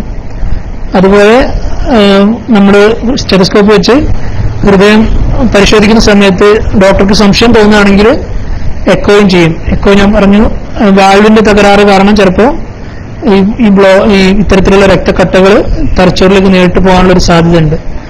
അത് വാൽവിന്റെ തകരാറ്, അതുപോലെ തന്നെ ഓട്ട, നമ്മൾ ചെറിയ കുട്ടികളിൽ ഹൃദയത്തിന് ഉള്ളിൽ ഓട്ടയുണ്ടെന്നൊക്കെ പറയില്ലേ, അതായത് 4 അറകളായിട്ടാണ് ഹൃദയമുള്ളത്. 4 അറകളും വ്യത്യസ്ത രീതിയിൽ തന്നെയാണ്. അതിൽ ചില വാൽവുകൾ വഴി പോകേണ്ട സമയത്ത് പോകാനും അതല്ലാത്ത സമയത്ത് നിർത്തിവെക്കാനൊക്കെയുള്ള സംവിധാനം പടച്ചോൻ ചെയ്തു വെച്ചിട്ടുണ്ട്. പക്ഷേ അതിനകത്ത് ചില ഓട്ടകളൊക്കെ വരികയാണെങ്കിൽ, ചില അസുഖം കൊണ്ട് അല്ലെങ്കിൽ ജന്മന തന്നെ ഓട്ട വരികയാണെങ്കിലൊക്കെ രക്തക്കട്ടകൾ എത്താൻ പറ്റാത്ത സ്ഥലത്തേക്ക് എത്തുകയും അത് കാരണം ഈ പക്ഷാഘാതം ഉണ്ടാവുകയും ചെയ്യും. അപ്പൊ അങ്ങനെ ഒരു സംശയം ഈ പരിശോധിക്കുന്ന ഡോക്ടർക്ക് തോന്നുകയാണെങ്കിൽ അപ്പോൾ എക്കോയും ചെയ്യാൻ നിർദ്ദേശിക്കും. പിന്നെ കഴുത്തിലുള്ള ഞരമ്പുകളുണ്ട്, നമ്മൾ കരോട്ടിഡ് എന്ന് പറയുന്നത്, കരോട്ടിഡ് ഞരമ്പുകളിൽ രക്തക്കട്ട ഉണ്ടെങ്കിൽ അത് തലച്ചോറിലേക്ക് പോകാൻ സാധ്യതയുണ്ട്. അപ്പോൾ അവിടെ ചിലപ്പോൾ സ്കാൻ ചെയ്ത് നോക്കും. തലയുടെ കഴുത്തിന് എവിടെയുള്ള, അത് തലയുടെ CT സ്കാൻ അല്ല, കഴുത്തിനുള്ള സാധാരണ ഒരു നമ്മൾ USG സ്കാൻ അറിയില്ലേ, നമ്മൾ അൾട്രാസൗണ്ട് സ്കാൻ, ചിലവ് കുറഞ്ഞൊരു സ്കാനാണ്. അതിന് ഏകദേശം 500 രൂപയാണെങ്കിൽ CT സ്കാൻ വരുന്നത് 1500, അങ്ങനെ ആ ഒരു വ്യത്യസ്തമായ ഒരു റേഞ്ചിലാണ് വരുന്നത്. ഇതാണ് പൊതുവെ നടത്തുന്ന പരിശോധനകൾ. അപ്പോ ഇതൊക്കെയാണ് പൊതുവെ കാര്യത്തിൽ പറയാനുള്ളത് ചികിത്സയുടെ കാര്യത്തിലും. പിന്നെ ഇങ്ങനെ വന്നു കഴിഞ്ഞു, ഇപ്പൊ ആൾറെഡി ഇങ്ങനെ ഒരു പക്ഷാഘാതം വന്നു കഴിഞ്ഞു, ഒരു ഭാഗം തളർന്നുപോയി, ഇനിയിപ്പോ എന്താ ചെയ്യുക? ആ കാര്യത്തിൽ നമുക്ക് ചെയ്യാനുള്ളത് അയാൾക്ക് കൊടുക്കുന്ന ചികിത്സ അത്തരത്തിലുള്ള ഈ risk factors, pressure, sugar, cholesterol അങ്ങനെയുള്ള എല്ലാം നിയന്ത്രിക്കാനുള്ള മരുന്നുകൾ തുടരുക, ഫിസിയോതെറാപ്പി ചെയ്യുക. കൈയിന് ഇളക്കം ഇല്ലാത്തൊരു കൈയാണെങ്കിൽ എപ്പോഴും നമ്മൾ ഇളക്കി കൊടുക്കുക, കൈ മടക്കി നിർത്തി കൊടുക്കുക. അതങ്ങനെ ചെയ്തിട്ടില്ലെങ്കിൽ എന്ത് സംഭവിക്കാന്ന് വെച്ചാൽ അത് നമ്മുടെ കൈയിന് മടക്കാനും നിർത്താനുമുള്ള മസിൽസ് രണ്ടിനും രണ്ട് ശേഷിയാണ്. കൈ മടക്കാനായിരിക്കും നമുക്ക് എല്ലാവർക്കും കൂടുതൽ ബലം ഉണ്ടാവുക, നീർത്താൻ ബലം കുറവായിരിക്കും. നമുക്കത് മനസ്സിലാവും. കൈ മടക്കാനുള്ള അത്രയും ശക്തിയിൽ നമുക്ക് നീർത്താൻ സാധിക്കില്ല. അപ്പോ സംഭവിക്കുന്ന എന്താണെന്ന് വെച്ചാൽ ഈ തീരെ ഉപയോഗിക്കാതെ കിടക്കുന്ന അവസ്ഥയിൽ മടക്കാനുള്ള മസിൽസ് കൂടുതൽ ശക്തി ആയതുകൊണ്ട് അത് സ്വയം അങ്ങ് മടങ്ങി നിൽക്കും. ഒരു മടങ്ങിയിട്ട് ഒരു വിറങ്ങലിച്ചങ്ങ് നിൽക്കും, കൈ മടങ്ങി അങ്ങ് നിൽക്കും, കാലാണെങ്കിലും കാല് മടങ്ങി നിൽക്കും. അപ്പോൾ ഫിസിയോതെറാപ്പി ചെയ്തില്ലെങ്കിൽ അവർ ഇങ്ങനൊരവസ്ഥ വരാൻ സാധ്യതയുണ്ട്. അപ്പോൾ ഒരു ഭാഗം തളർന്നുപോയ ആളുകൾ തീർച്ചയായും ഇടയ്ക്കിടയ്ക്ക് ഫിസിയോതെറാപ്പി ചെയ്യണം. ഭാവിയിൽ ചിലപ്പോൾ ഞാൻ പറഞ്ഞ പോലെ സെൽഫ് ഹീലിംഗ്, സ്വയമായി അത് മാറാനുള്ള സാധ്യത ഉള്ളതുകൊണ്ട് കുറെ കാലം കഴിയുമ്പോഴെങ്കിലും അവർ നീച്ച് നടക്കാൻ സാധ്യത ഉള്ളതുകൊണ്ട് അപ്പോൾ അവർ ആ ഫിസിയോതെറാപ്പി ചെയ്യുകയാണെങ്കിൽ ആ ഒരു സാധ്യത ഉള്ളൂ. അല്ലെങ്കിൽ ഞാൻ പറഞ്ഞ പോലെ കൈയും കാലൊക്കെ ഒരു സ്ട്രിക്ചർ എന്നാണ് പറയാ, അതിനെ ഉറച്ചു പോകും, ഒരു പ്രത്യേക അവസ്ഥയിൽ ഉറച്ചങ്ങ് പോകും. അതാണ് ആ കാര്യത്തിൽ പറയാനുള്ളത്. പിന്നെ ഉള്ളത് എന്താ വെച്ചാൽ നമ്മൾ കിടക്കുന്ന സമയത്ത് ഇവർക്ക് സ്വന്തമായിട്ട് രണ്ട് ഭാഗം തളർന്നുപോയ ആളുകളുണ്ടാവും, അല്ലെങ്കിൽ ഒരു ഭാഗം പൂർണ്ണമായി തളർന്നുപോയ ആളുകൾക്ക് കിടത്തത്തിൽ സ്വന്തമായിട്ട് തിരിഞ്ഞു മറിഞ്ഞ് കിടക്കാൻ ഇവർക്ക് സാധിക്കില്ല. അപ്പോ അങ്ങനെയുള്ള അവസ്ഥയിൽ ഈ പുറകു വശത്ത് മുറിവുകൾ ഉണ്ടാകാൻ സാധ്യതയുണ്ട്. കിടത്തത്തിൽ നമുക്കറിയാം, നമ്മളൊക്കെ കിടന്നു കഴിഞ്ഞാൽ സ്വന്തമായി അങ്ങോട്ടും ഇങ്ങോട്ടൊക്കെ ചെരിഞ്ഞു മറിഞ്ഞ് കിടക്കുന്ന ആളുകളാണ്. അങ്ങനെ മെക്കാനിസം നമ്മുടെ ശരീരത്തിനുണ്ട്. അതെന്തിനാണെന്ന് വെച്ചാൽ നമ്മൾ കിടക്കുമ്പോൾ നമ്മുടെ ശരീരഭാരം നമ്മുടെ ബെഡിലേക്ക് നമുക്ക് ഭാരം വരുന്നുണ്ട്. അപ്പോൾ കുറെ സമയത്തേക്ക് ഒരേ രൂപത്തിൽ നമ്മൾ കിടന്നു കഴിഞ്ഞാൽ നമുക്ക് ഏത് ഭാഗമാണോ ശരീരത്തിനോട് മുട്ടി നിൽക്കുന്നത്, അല്ല ഈ ബെഡിനോട് തൊട്ട് നിൽക്കുന്ന ഭാഗത്തിന് കുറെ സമയത്തേക്ക് പ്രഷർ ഉണ്ടായിട്ട് അവിടെ രക്തം കിട്ടാതെ ആ ഭാഗം അൾസർ ഉണ്ടാകാൻ, അവിടെ പൊട്ടി മുറിവുണ്ടാകാൻ സാധ്യതയുണ്ട്. അപ്പോൾ സാധാരണ ആരോഗ്യമുള്ള ഒരു വ്യക്തി എന്താ ചെയ്യുക, നമ്മളറിയാതെ തന്നെ ഓരോ 1 മണിക്കൂർ 2 മണിക്കൂർ ഉറങ്ങുകയാണെങ്കിൽ പോലും നമ്മൾ തിരിഞ്ഞു മറിഞ്ഞും കിടക്കുന്നുണ്ട്. നമ്മൾ ഉറങ്ങിയാൽ ഒരേ പൊസിഷനിലല്ല നമ്മൾ കിടക്കുന്നത്. നമ്മുടെ അറിയാതെ തന്നെ നമ്മൾ സ്വയം അങ്ങോട്ടും ഇങ്ങോട്ടും ചെരിഞ്ഞു മറിഞ്ഞും ഒക്കെ കിടക്കുന്നുണ്ട്. അതിന്റെ അങ്ങനെ കിടന്നിട്ടില്ലെങ്കിൽ, നമ്മൾ അങ്ങനെ മാറി മാറി കിടക്കുന്നില്ലെങ്കിൽ പുറത്ത് മുറിവുണ്ടാവാനും അത് കാരണം പല പ്രശ്നങ്ങളും ഉണ്ടാവാൻ സാധ്യതയുണ്ട്. അപ്പോ ഇത്തരത്തില് നോർമലായ വ്യക്തികൾക്ക് അങ്ങനെ ഒരു പ്രശ്നം ഉണ്ടാവില്ല. അതേസമയം ഈ ഒരു പക്ഷാഘാതം വന്ന ആളുകൾക്ക് ഇങ്ങനെ സ്വയം അവർക്ക് അങ്ങനെ തിരിഞ്ഞു മറിഞ്ഞ് കിടക്കാനുള്ള ആ ആവേഗങ്ങൾ, അങ്ങനെ തിരിഞ്ഞു മറിഞ്ഞ് കിടക്കണം എന്നുള്ള മെക്കാനിസം നമ്മുടെ ശരീരത്തിലുണ്ട്. പക്ഷേ തിരിഞ്ഞു മറിഞ്ഞ് കിടക്കാൻ അവർക്ക് സാധിക്കുന്നില്ല. അത് കാരണം അവിടെ ഏത് ഭാഗമാണ്, ഇപ്പോൾ കിടക്കുന്ന ഒരു പ്രായം കൂടിയ വ്യക്തിയാണെങ്കിൽ ഇടുപ്പല്ല് നേരിട്ട് നമ്മുടെ അരയുടെ ഭാഗത്ത് കട്ടുകൂടിയല്ല് അത് നേരിട്ട് നമ്മുടെ മസിലിന് നേരെ കട്ടിലേക്ക് അമർച്ച വരികയാണ്. ഈ കട്ടിലിന്റെയും നമ്മുടെ എല്ലിന്റെ ഇടയിൽ നമ്മുടെ ഈ മാംസം കുറെ സമയത്തേക്ക് അമർന്നു നിൽക്കുമ്പോൾ സംഭവിക്കുന്ന വെച്ചാൽ അവിടെ നശിക്കാൻ തുടങ്ങും. അങ്ങനെ നമുക്ക് കണ്ടിട്ടുണ്ടാവും, ചില ആളുകളെങ്കിലും കണ്ടിട്ടുണ്ടാവും ഇങ്ങനെ കിടപ്പിലായ ആളുകളിൽ ബാക്കിൽ മുറിവ് വരുന്നത്. അതിന് ബെഡ് സോർ എന്നാണ് പറയുന്നത്. അപ്പോ അതും നമുക്ക് ചെയ്യാൻ സാധിക്കുന്നത് എന്താണെന്ന് വെച്ചാൽ ഓരോ 2 മണിക്കൂറിൽ ഇടവിട്ട് തിരിഞ്ഞു മറിഞ്ഞ് കിടക്കുക.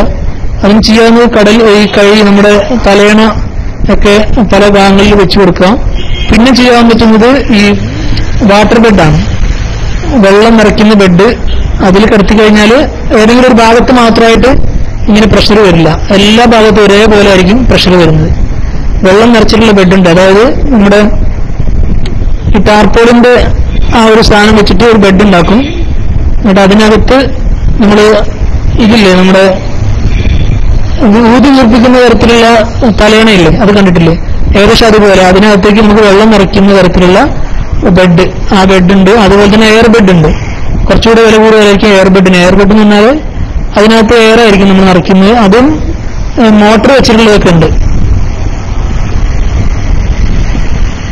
മോട്ടർ വെച്ചിട്ടുള്ളതുണ്ട്. അതായത് കുറെ നേരത്തേക്ക് ചില ഭാഗത്ത് എയർ ഉണ്ടായിരിക്കും, ചില ഭാഗത്ത് എയർ ഉണ്ടാവില്ല. അപ്പൊ അങ്ങനെ നമ്മൾ തിരിച്ചു മറിച്ചും കിടക്കുന്ന എഫക്റ്റ് അതിൽ തന്നെ ചെയ്യുന്ന തരത്തിലുള്ള എയർ ബെഡ് ഉണ്ട്, വാട്ടർ ബെഡ് ഉണ്ട്. ഇതൊക്കെ നമ്മൾ ഒന്നുകിൽ വീട്ടിൽ വാങ്ങിക്കുക, അതല്ലെങ്കിൽ നമ്മുടെ ഇത്തരത്തിലുള്ള ഈ പെയിൻ ആൻഡ് പാലിയേറ്റീവിന്റെ ക്ലിനിക്കുകളും പെയിൻ ആൻഡ് പാലിയേറ്റീവിന്റെ നമ്മൾ സാഹചര്യമൊക്കെ ഇപ്പൊ പെയിൻ ആൻഡ് പാലിയേറ്റീവിന്റെ പുതിയ രീതികളൊക്കെ ചെയ്യാൻ തുടങ്ങുന്നുണ്ട്. ഇൻഷാ അല്ലാഹ് എല്ലാവരും ദുആ ചെയ്യണം. സാഹചര്യയുടെ കീഴിൽ ഇത്തരത്തിലുള്ള ഈ കിടപ്പിലായ രോഗികൾക്കുള്ള ചികിത്സയുടെ പ്രത്യേക കാര്യങ്ങളൊക്കെ ചെയ്തു തുടങ്ങാനുള്ള ശ്രമങ്ങളും കാര്യങ്ങളൊക്കെ ഉണ്ട്. അപ്പോൾ അത്തരത്തിലുള്ള ഇത്തരം ചെയ്തു കൊടുക്കുന്ന ആളുകളുണ്ടാവും.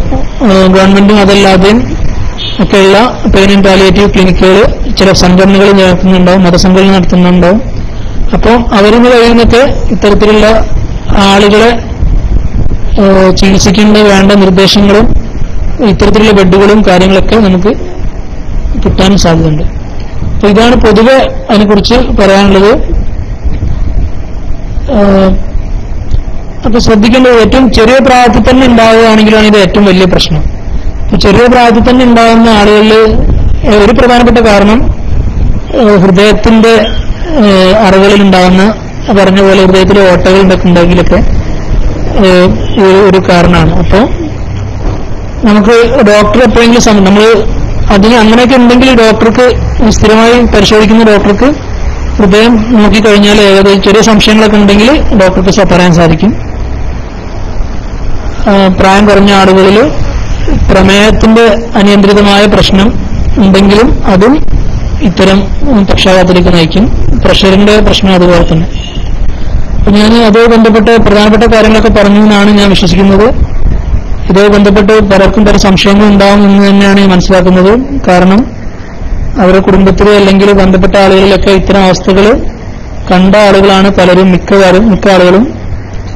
അത്തരം അവസ്ഥകളെ തൊട്ട് നമുക്ക് എല്ലാവരും കാലിന് ചോദിക്കുക. എല്ലാവരെയും അല്ലാഹു കാത്തുരക്ഷിക്കുമാറാവട്ടെ. അപ്പോ ഇതുമായി ബന്ധപ്പെട്ട ചോദ്യങ്ങൾ ഉണ്ടെങ്കിൽ മൈക്കിലേക്ക് ഒന്ന് ചോദിക്കുക. ഞാൻ പറ്റുന്ന രീതിയിൽ മറുപടി പറയാം. അസ്സലാമു അലൈക്കും വറഹ്മത്തുള്ളാഹി.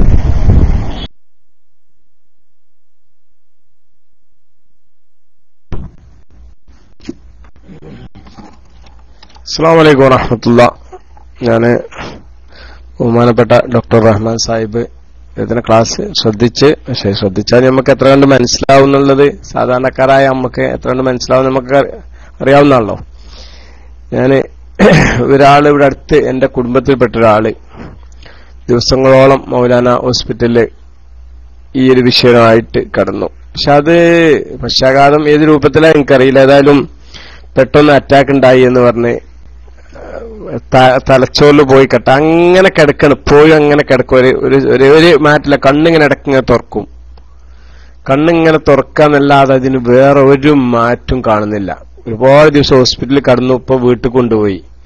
അപ്പൊ അതിന് എന്താണ് അതിന്റെ കാരണം എന്നുള്ളതാണ്. ഇപ്പോ അങ്ങനെ അതിന് വല്ല മോചനം ഉണ്ടാവുക, അതേ രൂപത്തിൽ അങ്ങനെ ഒരുപാട് കാലം കിടക്കേണ്ടി വരുമോ, എന്തെങ്കിലുമൊക്കെ ഒരു മാറ്റങ്ങൾ അതിൽ നിന്ന് വരുമോ എന്നുള്ളതാണ് ഡോക്ടർ റഹ്മാൻ സാഹിബിനോട് എനിക്ക് ചോദിക്കാനുള്ളത്. അസ്സലാമു അലൈക്കും.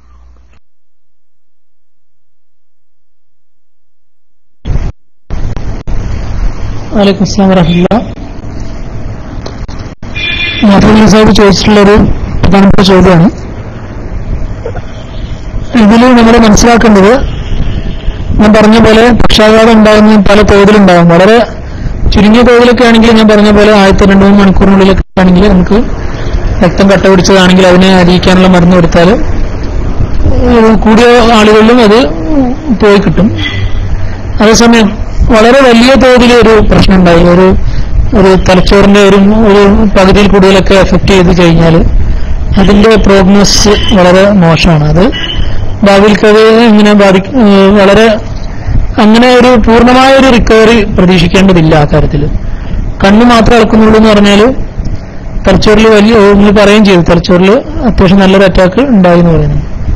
അപ്പൊ ഇതിൽ ഡോക്ടറും എല്ലാവരും അതിൽ കാര്യത്തിൽ ഈ കാര്യത്തെക്കുറിച്ച് പരസ്പരം സംസാരിക്കേണ്ടതിന്റെ ഒരു അപാകത നമ്മൾ കേരളത്തിൽ പൊതുവെ കാണുന്നുണ്ട്. ഈ കാര്യത്തിൽ ശരിക്ക് ഈ രോഗം എന്താണ് സംഭവം, ഈ രോഗം വന്നു കഴിഞ്ഞാൽ പിന്നീട് അത് എന്താണ് സംഭവിക്കുക എന്നുള്ള കാര്യത്തിൽ ഡോക്ടറോട് രോഗിയെ ഒന്നെങ്കിൽ ചോദിക്കാത്ത കാരണം അല്ലെങ്കിൽ പറയുന്ന സമയത്ത് രോഗിയുടെ കൂടെയുള്ള ആളുകൾ മനസ്സിലാക്കാത്തതുകൊണ്ട് ഞാൻ പറഞ്ഞു കഴിഞ്ഞു.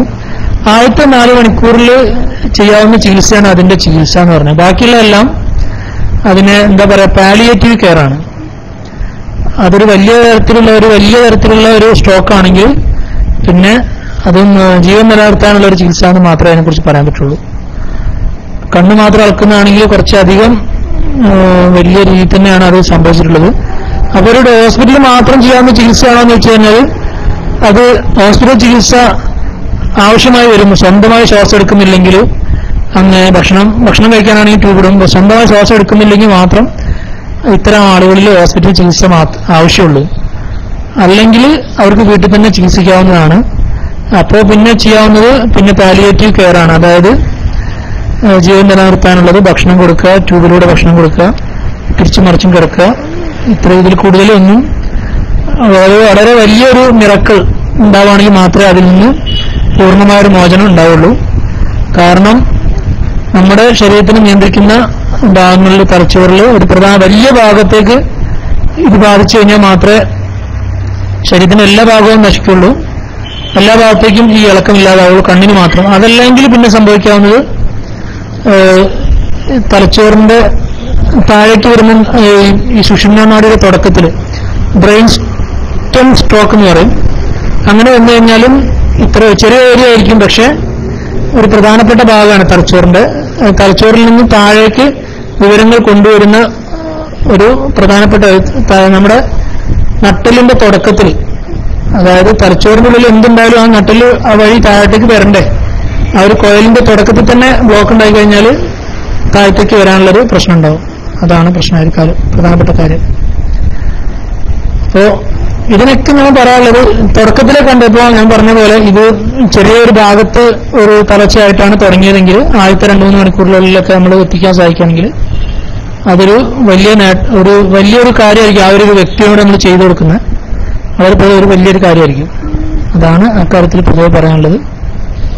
പിന്നെ ഒരു ചോദ്യം ഇവിടെ വന്നിട്ടുള്ളത്, മസ്തിഷ്കാഘാതം, പാരാലിസിസ്, പക്ഷാഘാതം എല്ലാം ഒന്ന് തന്നെയാണോ? മസ്തിഷ്കാഘാതം പക്ഷാഘാതം ഒന്ന് തന്നെയാണ്. തലച്ചോറിനകത്തുള്ള രക്തോട്ടത്തിനുണ്ടാകുന്ന പ്രശ്നം തന്നെയാണ് മസ്തിഷ്കാഘാതം അല്ലെങ്കിൽ ബ്രെയിൻ അറ്റാക്ക്, പക്ഷാഘാതം രണ്ടും ഒന്നാണ്. പക്ഷേ പാരാലിസിസ് എന്ന് പറഞ്ഞാൽ തളർച്ചയാണ്. ഒരു ഭാഗം തളർന്നു പോവുക. ഒരു ഭാഗം തളർന്നു പോകാനുള്ള പല കാരണങ്ങളിൽ ഒന്ന് മാത്രമാണ് ഈ തലച്ചോറിന്റെ പ്രശ്നം. തലച്ചോറിന്റെ പ്രശ്നം കൊണ്ട് മാത്രമല്ല തളർച്ച ഉണ്ടാവുക. താഴേക്കുള്ള നട്ടലിന്റെ പ്രശ്നം കാരണം ഒരാളിപ്പം ഒരു ആക്സിഡന്റ് പറ്റി വീണുപോയി, നട്ടല് മുറിഞ്ഞു പോയാൽ അതിന് താഴത്തേക്ക് പാരാലിസിസ് ആവും, അവിടുന്ന് ഇളകില്ല. അപ്പൊ അതും പാരാലിസിസ് വരും. അതൊരു കാരണം മാത്രമാണ്. അതുപോലെ മറ്റു പല കാരണങ്ങളും അങ്ങനെ ഉണ്ടാവും. നട്ടല് പൊട്ടിപ്പോകുന്നത്, ഈ നെടുമുള്ളിന് പ്രശ്നം ഉണ്ടാവുന്ന പറയില്ല, വീഴ്ചയിലുണ്ടാകുന്ന പ്രശ്നങ്ങൾ, വീഴ്ചയിലല്ലാതെ ഉണ്ടാകുന്ന പ്രശ്നങ്ങൾ, അങ്ങനെ പല കാരണങ്ങൾ കൊണ്ട് ഞരമ്പുകളിലുണ്ടാകുന്ന പ്രശ്നങ്ങൾ, പല കാരണങ്ങൾ കൊണ്ട് പാരാലിസിസ് ഉണ്ടാവാം. അപ്പോ എല്ലാ പാരാലിസിസും പക്ഷാഘാതവും മസ്തിഷ്കാഘാതവും അല്ല. പക്ഷെ മസ്തിഷ്കാഘാതവും പക്ഷാഘാതവും രണ്ടും ഒന്ന് തന്നെയാണ്. ഞാൻ ആ ചോദ്യത്തിന് മറുപടി പറയാനുള്ളത്. ഇനി മറ്റു ചോദ്യങ്ങളുണ്ടോ? അബ്ദുള്ള സാഹിബ് ചോദ്യത്തിന് വേണ്ടി കൈ ഉയർത്തിയിട്ടുണ്ട്. നിങ്ങൾക്ക് റിലീസ് ചെയ്യുന്നു. അസ്സലാമു അലൈക്കും.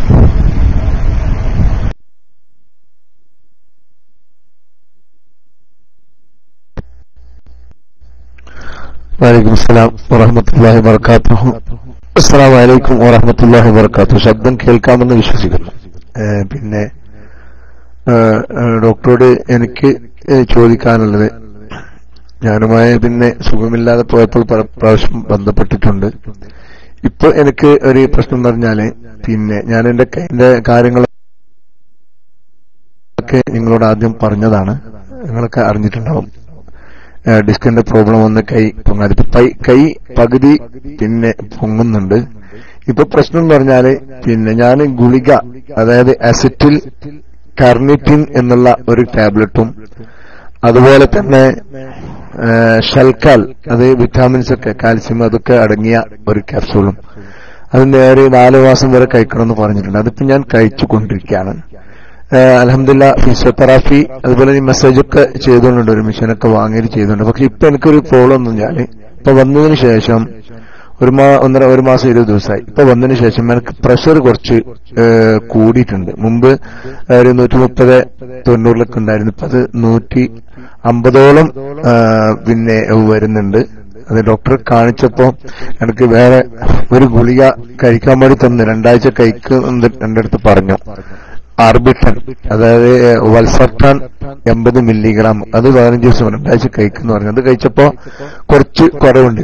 അപ്പൊ എനിക്ക് ചോദിക്കാനുള്ളത്, ഇത് ഞരമ്പ് സംബന്ധമായ പിന്നെ അതിനു വേണ്ടിയിട്ടുള്ള ഗുളിക, ഈ ഗുളിക കഴിക്കുന്നത് കൊണ്ടാണോ ഈ പ്രഷർ കൂടിയത്, അല്ല വേറെ വല്ല ഞരമ്പിന്റെ പിന്നെ കാരണം കൊണ്ടാണോ എന്ന് അറിയാൻ വേണ്ടിയിട്ടാണ് ഞാൻ പിന്നെ ഈ ചോദ്യം ചോദിക്കുന്നത്. മറുപടി പ്രതീക്ഷിക്കുന്നു. അസ്സലാമു അലൈക്കും.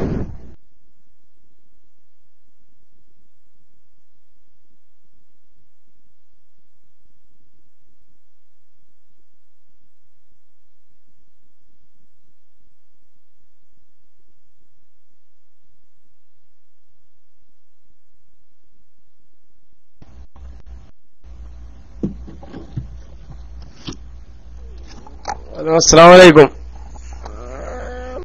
ഡോക്ടർ റഹ്മാൻ സാഹിബ് പോയോ? അഞ്ഞടിച്ചിട്ടുണ്ട്. DC ആയി തോന്നുന്നുണ്ട് അല്ലേ? വേറെ ആൾക്കാര് ചോദ്യം ചോദിക്കുന്നുണ്ട് ഇവിടെ, ഫോൺ ചെയ്ത് കണ്ടേ. പറയ്. ഞാൻ ചോദിച്ചോട്ടെ. ഡോക്ടർ DC ആയിക്കണു ഇപ്പേ കേട്ടാ. ഒരു മിനിറ്റ്. ആയിക്കോട്ടെ.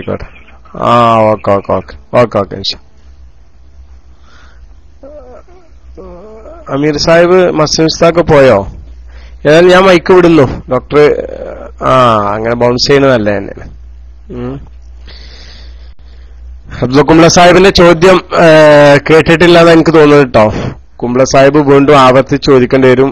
ഡോക്ടർ, നാട്ടിലെ കറണ്ടിന്റെ പ്രശ്നമാണ്. നാട്ടിലെ കറണ്ടിന്റെ പ്രോബ്ലമാണ്. ഞാൻ നാട്ടിൽ പോയാൽ ഞാൻ സാധാരണയായിട്ട് പറയാറുണ്ട്, ഞാൻ നെറ്റിലൊന്നും വരൂല. ഞാൻ ആദ്യം തന്നെ മുൻകൂർ ജാമ്യം എടുത്ത് പോകുന്ന ഒരാളാണ്. നാട്ടിൽ പോയാൽ ഞാൻ ബൈലക്സിൽ വരൂല. ആദ്യം തന്നെ പറയും, എനിക്കതിൽ ഇതൊന്നുമില്ലല്ലോ, വന്നാൽ ഞാൻ ബൈലക്സിൽ ഉണ്ടാവും. അങ്ങനെയാണ് എന്റെ പരിപാടി. ഇതെന്താ നമുക്കതിൽ പറയണതിന് നമുക്ക് ബേജാറൊന്നുമില്ല. അൽഹംദുലില്ലാ നാട്ടിൽ പോയി കുറച്ച് ആൾക്കാരെയൊക്കെ കണ്ടു. സമ്മേളനത്തിന് പോയി. സമ്മേളനത്തിന് ഒരു ദിവസം അവിടെ ക്യാമ്പിൽ ഒരു ദിവസം അവിടെ രാത്രിയൊക്കെ പങ്കെടുത്ത് അവിടെ ഉറങ്ങി. നമ്മളെ പ്രവർത്തകന്മാരുടെ കൂടെയൊക്കെ നല്ല റാഹത്താണ് സമ്മേളനമൊക്കെ, എല്ലാ സൗകര്യങ്ങളും. ഞാൻ രജിസ്ട്രേഷൻ ചെയ്യാൻ വേണ്ടിയിട്ടാണ് ചെന്നു ഞാന്. അപ്പോ എത്ര വയസ്സായി ചോദിച്ചു. അപ്പൊ ഇന്ത്യ അമീർ സാഹിബിന് കുട്ടിക്കാരുടെ വയസ്സൊക്കെ കേട്ടപ്പോ നിങ്ങൾ രജിസ്റ്റർ ചെയ്യണ്ട, നിങ്ങൾ പോയിക്കോളി, നിങ്ങൾക്ക് ഫുഡ് ഫ്രീ ആണ് പറഞ്ഞു. അപ്പോഴാണ് നമുക്ക് മനസ്സിലായിക്കണം നമുക്ക് പിടുത്തം വിട്ടേക്കണേ എന്നുള്ളത്. മനസ്സിലായിക്കണോ? ഒക്കെ ചെറിയ ചുറുചുറുക്കുള്ള നല്ല ചൊങ്കന്മാരായ കുട്ടികള്. എന്നോട് പറഞ്ഞു, ഞാൻ രജിസ്ട്രേഷൻ ചെയ്യാൻ വേണ്ടി വരിക്ക് നിന്ന്, അസറിസ്കാരം കഴിഞ്ഞ് വരിക്ക് ഒരുപാട് നേരം നിന്നിട്ട് ഇങ്ങനെ രജിസ്ട്രേഷൻ എത്ര വയസ്സ് ചോദിച്ചു. എന്റെ വയസ്സാണ് പറഞ്ഞേ നിങ്ങൾക്ക് രജിസ്ട്രേഷൻ ചെയ്യേണ്ട ആവശ്യമില്ല, ഫുഡ് നിങ്ങൾക്ക് ഈ 3 ദിവസമുള്ള ഫുഡ് ഫ്രീ ആണ്, നിങ്ങൾ പൊയ്ക്കോളി എന്ന് പറഞ്ഞു. റഹ്മാൻ സാഹിബ് എത്തിയിട്ടുണ്ട്. ഇൻഷാ അല്ലാഹ് പിന്നെ സംസാരിക്കാം. അസ്സലാമു അലൈക്കും വറഹ്മത്തുള്ളാഹി.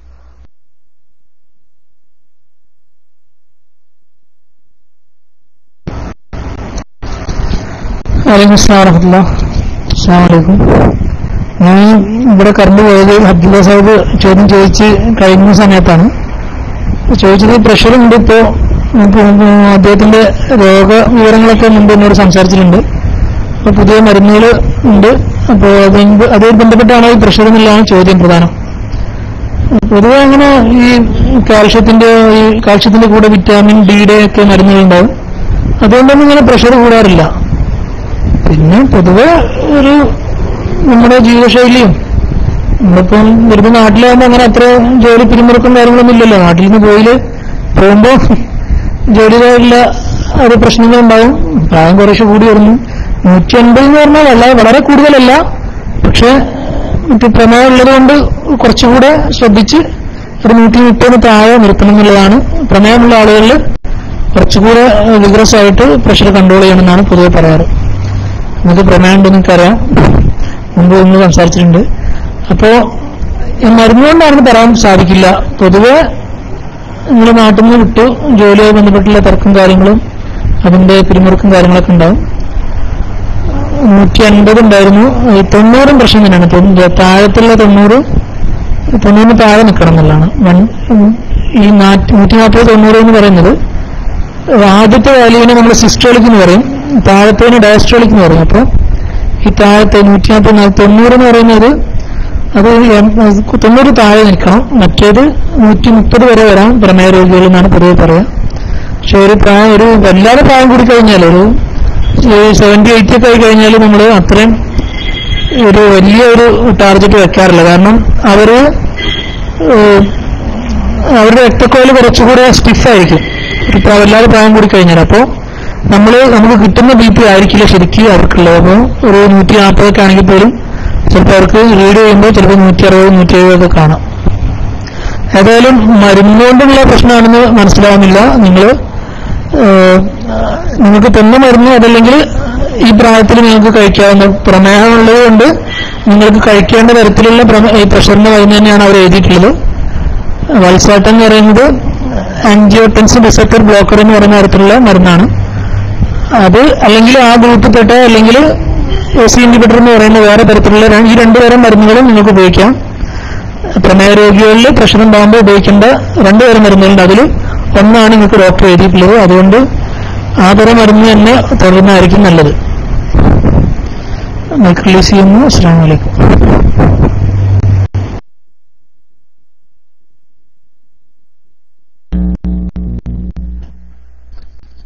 ഡോക്ടർ, ഒരു ചോദ്യം കൂടി ചോദിച്ചോട്ടെ ജാഫർ ഉസ്താദെ.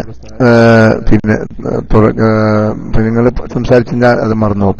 പിന്നെ എനിക്ക് ഈ ഹാർട്ട് ബീറ്റ് ഉണ്ടല്ലോ, പൾസ് കൂടുതലായി വരുന്നുണ്ട്. അത് രാത്രിയിലാണ് കൂടുതൽ എനിക്ക് അനുഭവപ്പെടുന്നത്, പകലല്ല. എനിക്കിപ്പോ നടക്കുമ്പോഴൊന്നുമല്ല, ഉറങ്ങാൻ കിടക്കുമ്പോ പൾസ് കൂടുതൽ വരുന്നുണ്ട്. ഞാൻ അതൊന്ന് ചെക്ക് ചെയ്തപ്പോ പിന്നെ ചിലപ്പോ 100-105 ഉണ്ടാവും, ചില സമയത്ത് 95 ഉണ്ടാവും. ഭക്ഷണം കഴിച്ച് 1 മണിക്കൂറൊക്കെ കഴിഞ്ഞ് നമ്മൾ കിടക്കാൻ വേണ്ടി പോകുമ്പോ ഭയങ്കര ഹാർട്ട് പിന്നെ ഹൃദയമിടിപ്പ് കൂടുതലുണ്ടാവും. ചില സമയത്ത് ഉറങ്ങാൻ കിടന്ന് ഇങ്ങനെ ഉറങ്ങി ഒരു 2 മണിക്കൂറൊക്കെ കഴിഞ്ഞ് കഴിഞ്ഞാൽ പെട്ടെന്ന് എണീറ്റ് നോക്കുമ്പോൾ ഭയങ്കര പിന്നെ ഹൃദയം ഇടിപ്പ് കൂടുതലുണ്ടാവും. അത് എന്തുകൊണ്ടാണ്? ഈ പ്രഷറിന്റെ ഭാഗം തന്നെയാണോ അല്ല വേറെ എന്തെങ്കിലും അസുഖമാണോ ഒന്ന് അറിയാൻ പിന്നെ താല്പര്യമുണ്ട്. ഒന്ന് വിശദീകരിച്ചാല് നന്നായിരിക്കും. അസ്സലാമു അലൈക്കും.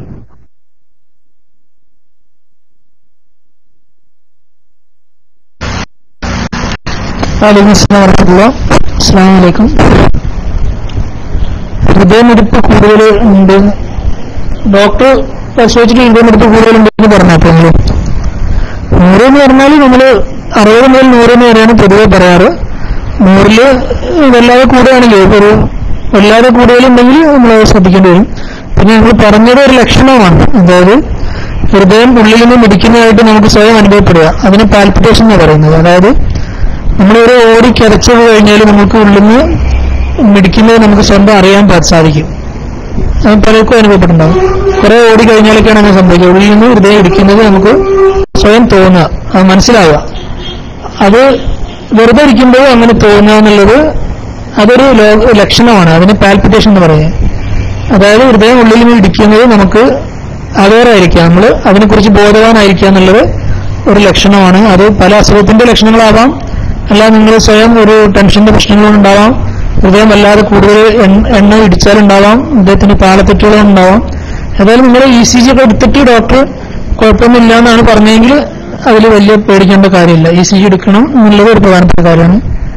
പിന്നെ ഉറക്കത്തിൽ നിന്ന് എണീക്കുന്ന തരത്തിൽ ഇങ്ങനെ ഹൃദയമിടിപ്പ് നിങ്ങൾക്ക് സ്വയം അനുഭവപ്പെടുന്നുണ്ടെങ്കിൽ ഒരു ഹാർട്ടിന്റെ ഡോക്ടറെ ആ ഒരു കാര്യം പറഞ്ഞ് നിങ്ങളൊന്ന് സംഭവിക്കുന്നത് നല്ലതായിരിക്കും.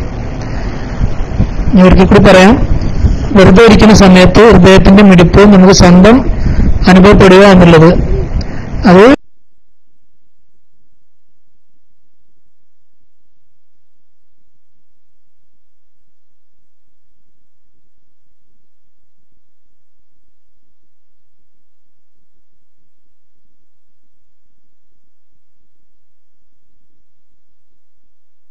ഒരു രോഗലക്ഷണമാണ്. അതിനെ പാടില്ലാതെ ഡോക്ടർ പറഞ്ഞ നിശ്ചയനോ മറ്റോ കുഴപ്പമൊന്നും ഇല്ല എന്ന് പറഞ്ഞിട്ടുണ്ടെങ്കിൽ നിങ്ങൾക്ക് പേടിക്കേണ്ട കാര്യമില്ല. പക്ഷെ രാത്രി ഞാൻ ബിസിയോ ഇല്ലല്ലോ. രാത്രിയിൽ വെറുതെ ഉറങ്ങി കിടക്കുന്ന സമയത്ത് ഈ ഹൃദയമിടിപ്പ് സ്വയം ബോധം വന്നിട്ട് നിങ്ങൾ എണീക്കുന്നുണ്ടെങ്കിൽ അത് നിങ്ങളുടെ ഡോക്ടറോട് ആ ഒരു കാര്യം പറയേണ്ടി വരും.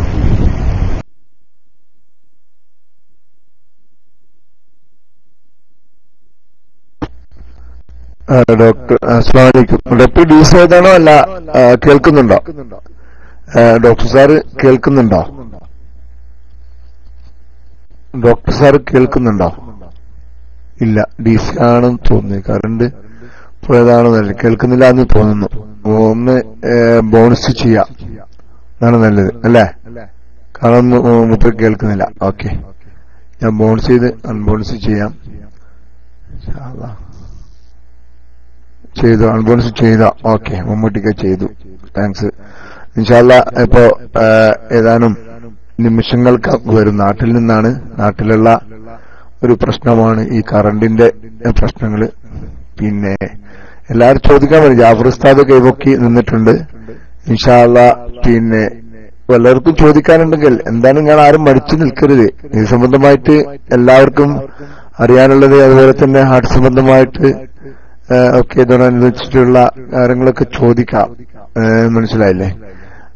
ചോദിക്കുന്നത് എല്ലാവർക്കും ചോദിച്ചറിഞ്ഞാൽ വളരെ നല്ലതാണ്. നമുക്ക് മാത്രമല്ല കേൾക്കുന്നവർക്കൊക്കെ അതിനെക്കുറിച്ചുള്ള ഒരു അറിവ് കിട്ടും. ഇൻഷാല്ലാ വേറെ ആളുകൾക്ക് വേണ്ടി ചോദിക്കുന്നു. ഓക്കെ, ഞാൻ എന്റേത് ഇത് ഇന്ന് ചോദിച്ച് ഞാൻ അവസാനിപ്പിക്കാണ് ജാഫർ ഉസ്താദെ.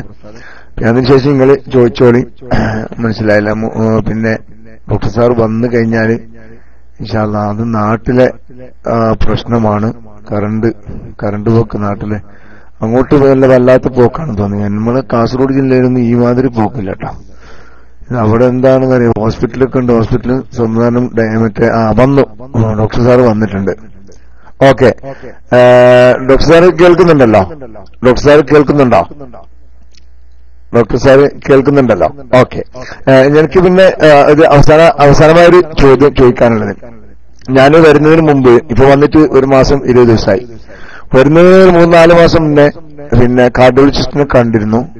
കാരണം ഇത് എന്റെ ഞരമ്പ് സംബന്ധമായി ഇങ്ങനെ ഒരു പ്രശ്നം. പിന്നെ ഇതേപോലെ എനിക്ക് നാട്ടിലുള്ളപ്പോ പിന്നെ ഹൃദയമിടിപ്പ് ഇതൊക്കെ ഉള്ള സമയത്ത് ഒന്ന് കാർഡിയോളജിസ്റ്റിനെ പോയി കണ്ടിരുന്നു. ചെക്കൊക്കെ ചെയ്ത് ECG എടുത്തു, നടത്തിച്ച് പിന്നെ കുറച്ച് ഓടിച്ചൊക്കെ നോക്കി. എന്നിട്ട് മുമ്പ് പറഞ്ഞ് ഒന്നും ഇല്ല, പിന്നെ വേറെ ഗുളികന്റെ ഒന്നും ആവശ്യമൊന്നുമില്ല. അതിന് മുമ്പ് 1 വർഷം മുമ്പ് വേറെ ഒരു ഡോക്ടർക്ക് കാണിച്ചിരുന്നു. അപ്പൊ 30ന്റെ അടുത്ത് പറഞ്ഞ് ഇപ്പൊ വയസ്സ് പിന്നെ 50ന്റെ അടുത്ത് ആയല്ലോ, അപ്പൊ നിങ്ങള് എക്വസ്പ്രിൻ 75 മില്ലിഗ്രാം അത് കണ്ടിന്യൂ ഉച്ചക്ക് ഭക്ഷണത്തിന് ശേഷം കഴിച്ചോളൂ എന്ന് എന്റെ അടുത്ത് പറഞ്ഞിരുന്നു. അത് പിന്നെ കുറച്ച് സമയം ഞാൻ കഴിച്ചു. അത് കണ്ടിന്യൂ ചെയ്യുന്നതിൽ കുഴപ്പമുണ്ടോ എന്നാണ് എനിക്ക് അറിയാനുള്ളത്. പിന്നെ ഈ വക ECGയും കാര്യങ്ങളൊക്കെ നാട്ടിൽ പിന്നെ എല്ലാം ചെക്കും ഞാൻ ചെയ്തിട്ടുണ്ടായിരുന്നു. നിങ്ങൾ പറഞ്ഞ ഈ കാര്യങ്ങളൊക്കെ അന്നേരം ഇത്ര ഓവറില്ലായിരുന്നു. പക്ഷെ ഇവിടെ വന്നതിന് ശേഷമാണ് ഈ പിന്നെ ഹൃദയമിടിപ്പ് കുറച്ച് കൂടുതൽ കാണുന്നത്, പ്രഷർ കൂടിയത്. അപ്പൊ ഈ എക്വസ്പ്രിൻ കഴിക്കുന്ന ഞാൻ ഇപ്പൊ നിർത്തിയിട്ടുണ്ട്. ഇപ്പോ ഒരു 4-5 മാസം മേലെയായി. കഴിഞ്ഞ അസുഖമായതിനു ശേഷം കഴിച്ചിട്ടില്ല. 6 മാസം 7 മാസമായി. അത് ഞാൻ തുടർന്ന് കഴിച്ചുകൊണ്ടിരുന്നു. അപ്പോ അത് കഴിക്കുന്നത് കൊണ്ട് ഈ പിന്നെ ഹൃദയമിടിപ്പിന് അതുപോലെ തന്നെ ഇതിനൊക്കെ പ്രഷറിനൊക്കെ എന്തെങ്കിലും ഭേദം ഉണ്ടാവോ? അത് കൂടുതൽ ലോങ് ടൈം കഴിക്കുന്നതുകൊണ്ട് എന്തെങ്കിലും സൈഡ് എഫക്ട് ഉണ്ടാവുമോ എന്നാണ് എനിക്ക് അറിയാനുള്ളത്. ഒന്ന് മറുപടി പ്രതീക്ഷിക്കുന്നു. അസ്സലാമു അലൈക്കും.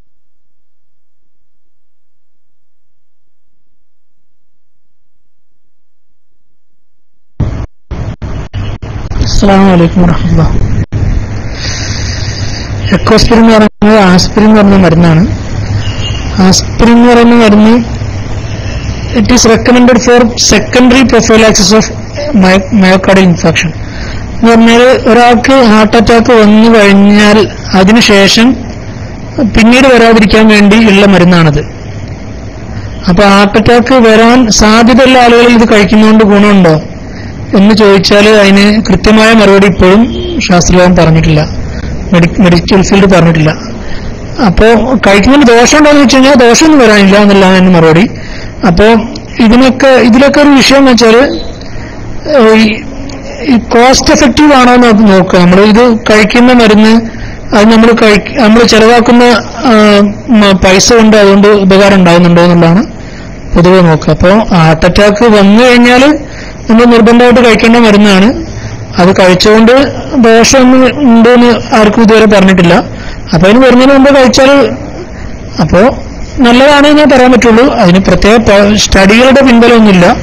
അപ്പൊ അങ്ങനെ ഒരു പിൻബലം എന്ന് അത് ഉറപ്പിച്ച് പറയണമെങ്കിൽ എങ്ങനെ വേണമെന്ന് വെച്ചാൽ അങ്ങനെ ഒരു പ്രത്യേക പഠനം നടത്തേണ്ടി വരും. അതായത് ഒരു 40 വയസ്സ് അല്ല 50 വയസ്സ് മുതൽ കുറെ ആളുകൾക്ക് ആസ്പിരിൻ സ്ഥിരമായിട്ട് കൊടുക്കണം. പിന്നെ കൊടുക്കാത്ത ആളുകൾ കുറെ ആൾക്കാർ എടുക്കണം. എന്നിട്ട് അവർ തമ്മിൽ അവര് ഏകദേശം ഒരേപോലുള്ള ആളുകളായിരിക്കണം.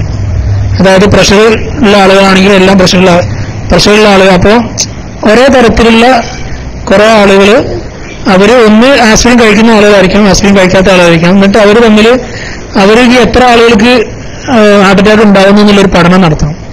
അത് വളരെ വലിയൊരു പഠനം നടത്തിയാലേ അതിന് കൃത്യമായ ഒരു കാര്യം പറയാൻ പറ്റുള്ളൂ. പക്ഷെ അതിലൊരു കാര്യം പറഞ്ഞാൽ അസുഖം വന്നു കഴിഞ്ഞാൽ നമ്മൾ നിർബന്ധമായിട്ട് കഴിക്കേണ്ട മരുന്നാണ്.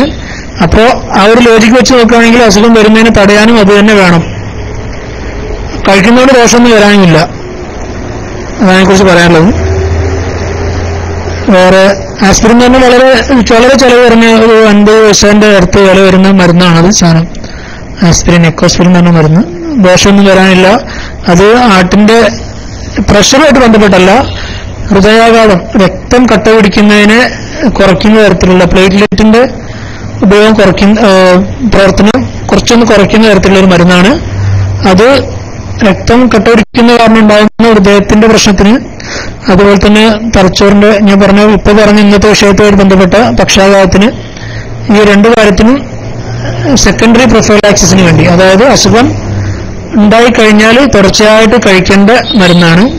അസുഖത്തിന് മുമ്പേ കഴിക്കാൻ വേണ്ടി ഡോക്ടർമാർ നിർദ്ദേശിക്കാറുമുണ്ട്.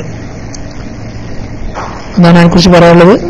എനിക്കൊരവസ്ഥ വന്നാൽ, അല്ലെങ്കിൽ എനിക്കൊരു 40-45 വയസ്സ് കഴിഞ്ഞാൽ, അല്ലെങ്കിൽ ഒരു 50 കണക്ക് പറയാം. 50 കഴിഞ്ഞ് കഴിഞ്ഞാൽ ഞാൻ ചിലപ്പോൾ ആസ്പിരിൻ കഴിച്ചുകൊണ്ടിരിക്കും, കുഴപ്പമൊന്നുമില്ല. എനിക്ക് അതുകൊണ്ട് ദോഷമൊന്നുണ്ടെന്ന് എനിക്ക് തോന്നുന്നില്ല. പക്ഷെ അത് റെക്കമെൻഡേഷൻ ആയിട്ട് ഏതെങ്കിലും ഒരു മെഡിക്കൽ ബോഡി ഇതുവരെ പറഞ്ഞിട്ടില്ല ഫോർ പ്രൈമറി പ്രിവെൻഷൻ. എന്താണ് അതിനെക്കുറിച്ച് പറയാനുള്ളത്? അസ്സലാമു അലൈക്കും.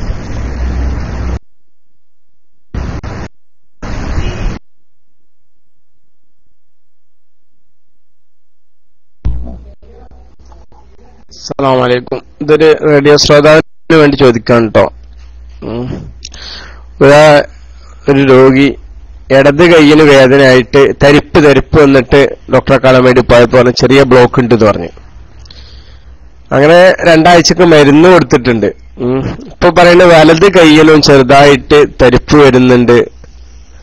അപ്പൊ ഇനി ആ രോഗി ആ മരുന്ന് കൊണ്ട് ഇവിടെ നിൽക്കണോ അതോ പെട്ടെന്ന് നാട്ടിൽ പോകണോ എന്നുള്ള ആ രോഗിക്ക് ചോദിക്കാനുള്ളത്. കാരണം ഇടത് കൈയിന് തരിപ്പ് വന്നപ്പോ ചെന്നപ്പോ ചെറുതായിട്ട് ബ്ലോക്ക് ഉണ്ട്. ആ ബ്ലോക്ക് ഒഴിവാകാൻ വേണ്ടിയിട്ട് 2 ആഴ്ചക്ക് മരുന്ന് കുടിക്കാൻ വേണ്ടിയിട്ട് പറഞ്ഞിട്ടുണ്ട്.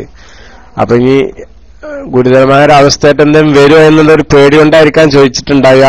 പെട്ടെന്ന് നാട്ടിൽ പോകണോ അതോ ആ മരുന്ന് കൊണ്ട് തന്നെ ആ ബ്ലോക്ക് ഒഴിവാകുന്ന വല്ല സിസ്റ്റം ഉണ്ടോ എന്ന് ചോദിച്ചിട്ടുണ്ട്. ഏതായാലും ഡോക്ടർ റഹ്മാൻ സാഹിബിന് ചോദ്യം മനസ്സിലായിട്ടുണ്ടാവുമെന്ന് വിചാരിക്കുന്നു.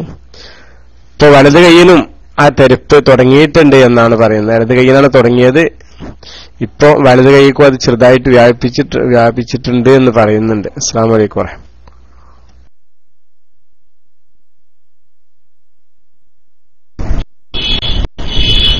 വലൈക്കും അസ്സലാം വറഹ്മത്തുള്ളാഹി. ഇത് ഇവിടെ ഏതെങ്കിലും ഇപ്പൊ ഉള്ള ഐഡിയയിലെ തീർന്നു വന്നാണോ? കാരണം കുറെ കൂടുതൽ വിവരങ്ങൾ അതിൽ അറിയാനുണ്ട്. നമ്മുടെ ജാഫർ വില്യം സാഹിബ് ഇവിടെ ഇപ്പൊ ഏതെങ്കിലും ഉള്ള റേഡിയോ എന്നുള്ളതാണ്. ഇത് തരിപ്പ് പല കാരണങ്ങളും ഒന്നുണ്ടാവാം. അതാണൊരു കാര്യം. ബ്ലോക്ക് എന്ന് പറഞ്ഞാൽ തലച്ചോറിലുള്ള ബ്ലോക്ക് ആവാം. അപ്പോ തലയുടെ സ്കാനിങ്, ഇതിനെ കുറിച്ച് പറയാനുള്ളത് ആ വ്യക്തി കേൾക്കുന്നുണ്ടെങ്കിൽ, തലയുടെ സ്കാനിങ് ചെയ്തിട്ട് തലയിൽ ബ്ലോക്ക് ഉണ്ട്, അതുകൊണ്ടാണ് കയ്യിൽ തരിപ്പ് വന്നത് എന്ന് ഡോക്ടർ പറഞ്ഞിട്ടുണ്ടെങ്കിൽ ചെയ്യാനുള്ളത് അത് എന്തുകൊണ്ട് വന്നു എന്നുള്ള കഴുത്തിനുള്ള സ്കാനിങ്, ഹൃദയത്തിന്റെ ചില പരിശോധനകൾ, ഇതൊക്കെ ചെയ്തു കഴിഞ്ഞിട്ട് ഡോക്ടർ നിർദ്ദേശിക്കുന്നത് മരുന്നാണ് എങ്കിൽ അതിന് പല ക്രൈറ്റീരിയകളുണ്ട്. കഴുത്തിനുള്ള എന്തെങ്കിലും പ്രശ്നം കൊണ്ടാണെങ്കിൽ അത് നിശ്ചിത പരിധി കഴിഞ്ഞാൽ ഓപ്പറേഷൻ ചെയ്യേണ്ടി വരും. അതല്ല ഹൃദയത്തിന്റെ ആണെങ്കിൽ അതനുസരിച്ചുള്ള ചികിത്സ. അപ്പോൾ ഇതിന്റെ എല്ലാ പരിശോധനകളും കഴിഞ്ഞിട്ട് മരുന്നുകളാണ് ഇതിന് ചികിത്സ എന്ന് ഡോക്ടർ നിർദ്ദേശിച്ചിട്ടുണ്ടെങ്കിൽ അവിടുന്ന് കഴിക്കാവുന്നതാണ്, ഇവിടുന്ന് കഴിക്കാവുന്നതാണ്. അതിൽ കയ്യിലെ തരിപ്പ് പല കാരണങ്ങൾ കൊണ്ട് വരാം. ഈ തലച്ചോറിലുള്ള സ്കാനിങ് നടത്തി അതുകൊണ്ടാണെന്ന് ഡോക്ടർ പറഞ്ഞാൽ ഞാൻ ഇന്ന് സംസാരിച്ച പക്ഷാഘാതമായിട്ട് ബന്ധപ്പെട്ട വിഷയമാണ്, അതുകൊണ്ട് മനസ്സിലാക്കാം. അതല്ല കയ്യിലെ തരിപ്പ്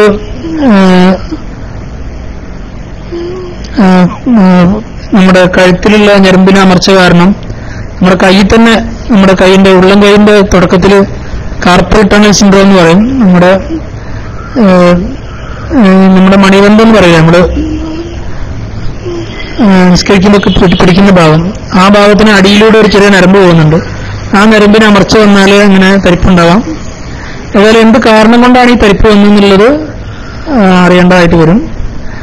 ആ കാരണം തലച്ചോറിലുള്ള ബ്ലോക്കാണ് അല്ലെങ്കിൽ തലച്ചോറിലുള്ള രക്തകോശത്തിന്റെ ബ്ലോക്കാണ് എന്ന് പറയുകയാണെങ്കിൽ അതനുസരിച്ചുള്ള ചികിത്സകൾ വേണ്ടിവരും. അപ്പോൾ നാട്ടിൽ വരുന്ന കൂടുതൽ പരിശോധനകളോ അല്ലെങ്കിൽ ന്യൂറോളജിനെയൊക്കെ കാണിക്കുന്നത് നല്ലതായിരിക്കും. അതല്ലെങ്കിൽ അതനുസരിച്ചുള്ള ചികിത്സകളും വേണ്ടിവരും. ബ്ലോക്ക് എന്ന് പറയുന്നത് അതിനെക്കുറിച്ച് അത്രയും തന്ന വിവരങ്ങൾ വെച്ചിട്ട് ഇത്രയും പറയാൻ സാധിക്കുള്ളൂ. ക്ഷമ ചോദിക്കുന്നു. അതാണ് അതിനെക്കുറിച്ച് പറയാനുള്ളത്. ഇനി അടുത്ത ചോദ്യത്തിന് വേണ്ടി മൈക്ക് റിലീസ് ചെയ്യുന്നു. അസ്സലാമു അലൈക്കും.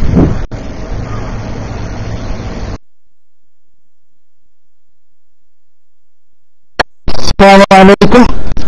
ഡോക്ടർ സാഹിബ്, ഒരു പ്രേക്ഷകൻ എഴുതി ചോദിക്കാണ്, ശരീരത്തിന്റെ ഏതെങ്കിലും ഭാഗം തളർന്നാൽ അത് പക്ഷാഘാതത്തിന്റെ ലക്ഷണം ആണോ?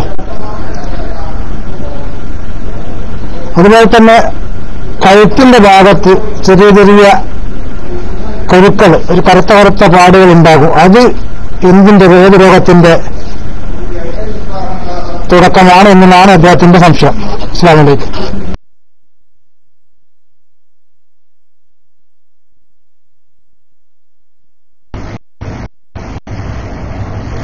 വലൈക്കും അസ്സലാം വറഹ്മത്തുള്ളാഹി. ശരീരത്തിന്റെ ഏതെങ്കിലും ഭാഗം തളർന്നു പോകാനുള്ളത് ഏറ്റവും ആദ്യം റൂൾ ഔട്ട് ചെയ്യേണ്ട കാരണം തലച്ചോറിന്റെ പ്രശ്നം തന്നെയാണ്, പക്ഷാഘാതത്തിന്റെ പ്രശ്നം തന്നെയാണ്. അപ്പോൾ തലച്ചോറിന് ഞാൻ പറഞ്ഞു ശരീരത്തിന്റെ എല്ലാ ഭാഗത്തെയും നിയന്ത്രിക്കുന്ന തലച്ചോറാണ്.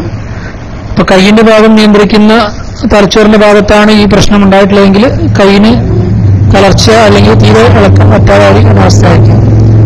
അതല്ലാതെ മറ്റു കാരണങ്ങൾ കൊണ്ടും തളർച്ച ഉണ്ടാവാം. നമ്മുടെ തലച്ചോറ് കഴിഞ്ഞ് താഴേക്ക് വരുന്ന സമയത്ത് നമ്മുടെ നട്ടലിനകത്തുള്ള സുഷുമ്ന നാഡി, സ്പൈനൽ കോഡ് എന്ന് പറയുന്ന സാധനം, അപ്പോ അതിനെന്തെങ്കിലും പ്രശ്നം അവിടെയും ഇതുപോലെ ഈ ഇസ്കീമിയ ഉണ്ടാവാം, അവിടെ ഉണ്ടാവാം, അവിടെ ബ്ലോക്ക് ഇതുപോലെ അവിടെയും ബ്ലോക്ക് ഉണ്ടാവാം. അതല്ലെങ്കിൽ ഞരമ്പിനെ ബാധിക്കുന്ന തരത്തിലുള്ള ഡിസ്ക് തള്ളിച്ച, അങ്ങനെയുള്ള പല കാരണങ്ങൾ കൊണ്ട് ഈ പാരാലിസിസ് അല്ലെങ്കിൽ ഒരു ഭാഗത്ത് തളർച്ച ഉണ്ടാകാം. അപ്പോൾ ഇത് രണ്ടും ഒന്ന് തന്നെയാണോ കഴിക്കാൻ പറ്റില്ല. പലപ്പോഴും ഒരു 60% അല്ലെങ്കിൽ അതിൽ കൂടുതലും ഒരു ഭാഗത്ത് തളർച്ച വന്നാൽ നമ്മൾ ആദ്യം ചെയ്യുക തലന്റെ സീറ്റ് എടുത്ത് നോക്കുകയാണ് ചെയ്യുക. തലയിൽ കുഴപ്പമൊന്നുമില്ലെങ്കിൽ ആണ് മറ്റ് കാര്യങ്ങൾ അന്വേഷിക്കാൻ വേണ്ടി നമ്മൾ ഇറങ്ങാം. പിന്നെ വേറെന്തോ ഒരു ചോദ്യം കൂടെ അതിന്റെ കൂടെ ചോദിച്ചെന്ന് തോന്നുന്നു അല്ലേ? കഴുത്തില് കറുത്ത തരത്തിലുള്ള ഒരു പാടുകളോ അല്ലെങ്കിൽ കുരുക്കളോ? പാടുകൾ വേറെയാണ്, കുരുക്കൾ വേറെയാണ്. പാട് ഒരു തരത്തിലുള്ള ഒരു വെൽവെറ്റ് പോലെയൊക്കെയുള്ള തരത്തിലുള്ള പാട്, ഒരു കറുത്ത പാടുകളാണെങ്കിൽ അത് പ്രമേഹമുള്ള ആളുകളിലൊക്കെ ഉണ്ടാവാം. പ്രമേഹമുള്ള ആളുകളിൽ അക്കാന്തോസിസ് നൈഗ്രിക്കാൻസ് എന്ന് പറയുന്ന ഒരു തരത്തിലുള്ള ഒരു അസുഖമുണ്ട്. ഒരു അസുഖം എന്നല്ല പറയാൻ പറ്റില്ല, ഉള്ളിലുള്ള അസുഖത്തിന്റെ ഒരു പുറത്തേക്ക് കാണുന്ന ഒരു ലക്ഷണം. നമ്മുടെ വെളുത്ത തൊലിയൊക്കെയുള്ള ആളുകളിൽ ഒരു കറുത്ത കളറിലെ തൊലി, കുറച്ചും കൂടെ കട്ടിയുള്ള തരത്തിലുള്ള തൊലി, വെൽവെറ്റ് പോലെയൊക്കെയുള്ള ഒരു തൊലി, വെൽവെറ്റ് സ്കിൻ എന്നാ പറയാം. അപ്പോൾ അത് പ്രമേഹ രോഗത്തിന്റെ ഭാഗമായിട്ടുണ്ടാവാം. വല്ലാതെ തടി കൂടിയ ആളുകളിൽ മെറ്റബോളിക് എക്സ് സിൻഡ്രോം എന്ന് പറയും, മെറ്റബോളിക് സിൻഡ്രോമിന്റെ ഭാഗമായിട്ടുണ്ടാവാം. അത് തൊലിയുടെ നിറവ്യത്യാസം, അതിന്റെ കൂടെ കറുത്ത തരത്തിലുള്ള പുറത്തേക്ക് തള്ളി നിൽക്കുന്ന തരത്തിലുള്ള കുരുക്കളാണെങ്കിൽ ഇതല്ലാതെ ഉണ്ടാവാം. അതാണ് അതിനെക്കുറിച്ച് കിട്ടിയ വിവരങ്ങൾ വെച്ച് അത്രേ പറയാൻ പറ്റുള്ളൂ. പ്രമേഹം ഉണ്ടെങ്കിൽ അതോടനുബന്ധിച്ചുണ്ടാവാം. അത് പ്രമേഹമൊന്നുമില്ലാതെ അല്ലെങ്കിൽ കഴുത്തിൽ എന്തെങ്കിലും അലർജി ഉണ്ടാകുന്ന തരത്തിലുള്ള എന്തെങ്കിലും മാലയോ മറ്റൊന്നും ഉപയോഗിക്കാതെ തന്നെ ഇങ്ങനെ നിറവ്യത്യാസം ഉണ്ടെങ്കിൽ അതൊന്ന് ഡോക്ടറെ കാണിക്കുന്നത് നല്ലതായിരിക്കും. അതാണ് അക്കാര്യത്തിൽ പറയാനുള്ളത്. ഇനി മറ്റു ചോദ്യങ്ങളുണ്ടെങ്കിൽ മൈക്കിൽ ഒന്ന് ചോദിക്കുക. അതല്ലെങ്കിൽ നമുക്ക് ഇൻഷാ അല്ലാഹ് വൈൻഡപ്പ് ചെയ്യാം. 1.25 മണിക്കൂറായി അല്ലേ? ഇൻഷാ അല്ലാഹ് ഞാൻ മൈക്ക് റിലീസ് ചെയ്യുന്നു. അസ്സലാമു അലൈക്കും.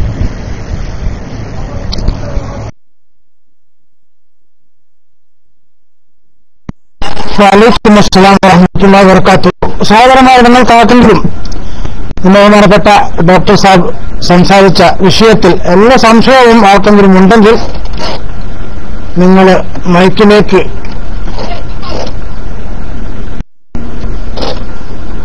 വരാവുന്നതാണ്. സഹോദരൻ, നിങ്ങൾ ചോദിച്ചതിനുള്ള മറുപടിയാണ് ഇപ്പം പറഞ്ഞത്. ശരീരത്തിന്റെ ഏതെങ്കിലും ഭാഗം തളർന്നാൽ അതിനുള്ള അതാണ് ഇത്ര നേരം ഡോക്ടർ സംസാരിച്ചത്. സഹോദരൻ കേട്ടിട്ടില്ലായിരുന്നു. വീണ്ടും അതൊന്ന് ചോദിക്കുന്നതുകൊണ്ട് ഏതായാലും ആർക്കെങ്കിലും ഈ വിഷയത്തിൽ വല്ല സംശയമുണ്ടെങ്കിൽ മൈക്കിലേക്ക് വന്നുകൊണ്ട് നിങ്ങളുടെ സംശയം തീർക്കാവുന്നതാണ്. ഇൻഷാ അല്ലാഹ് ഡോക്ടർ സാഹിബ് വീണ്ടും നിങ്ങളുമായി സംവദിക്കും. അസ്സലാമു അലൈക്കും.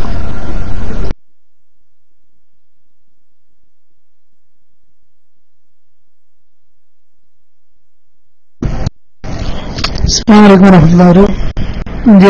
ജസീൽ കേസി എന്ന് പറയുന്ന വ്യക്തി ഒരു ചോദ്യം പബ്ലിക്കിൽ ഇട്ടിട്ടുണ്ട്. തലച്ചോറ് മുഴുവനായി മരിച്ചാലും ഹൃദയം മരിക്കില്ല എന്ന് പറയുന്നത് ശരിയാണോ? അങ്ങനെ എത്ര കാലം ജീവിക്കാം? ഈ ചോദിച്ചിട്ടുള്ളത് എന്താണ് ഉദ്ദേശം മനസ്സിലാവുന്നില്ല. എന്നാലും അതിനെക്കുറിച്ച് ഒരു കാര്യം പറയാം. തലച്ചോറാണ് നമ്മുടെ ശരീരത്തിന്റെ എല്ലാ ഭാഗത്തും നിയന്ത്രിക്കുന്നത്. അതുപോലെ നമ്മുടെ ഹൃദയത്തെയും നിയന്ത്രിക്കുന്നത് തലച്ചോറാണ്. പക്ഷേ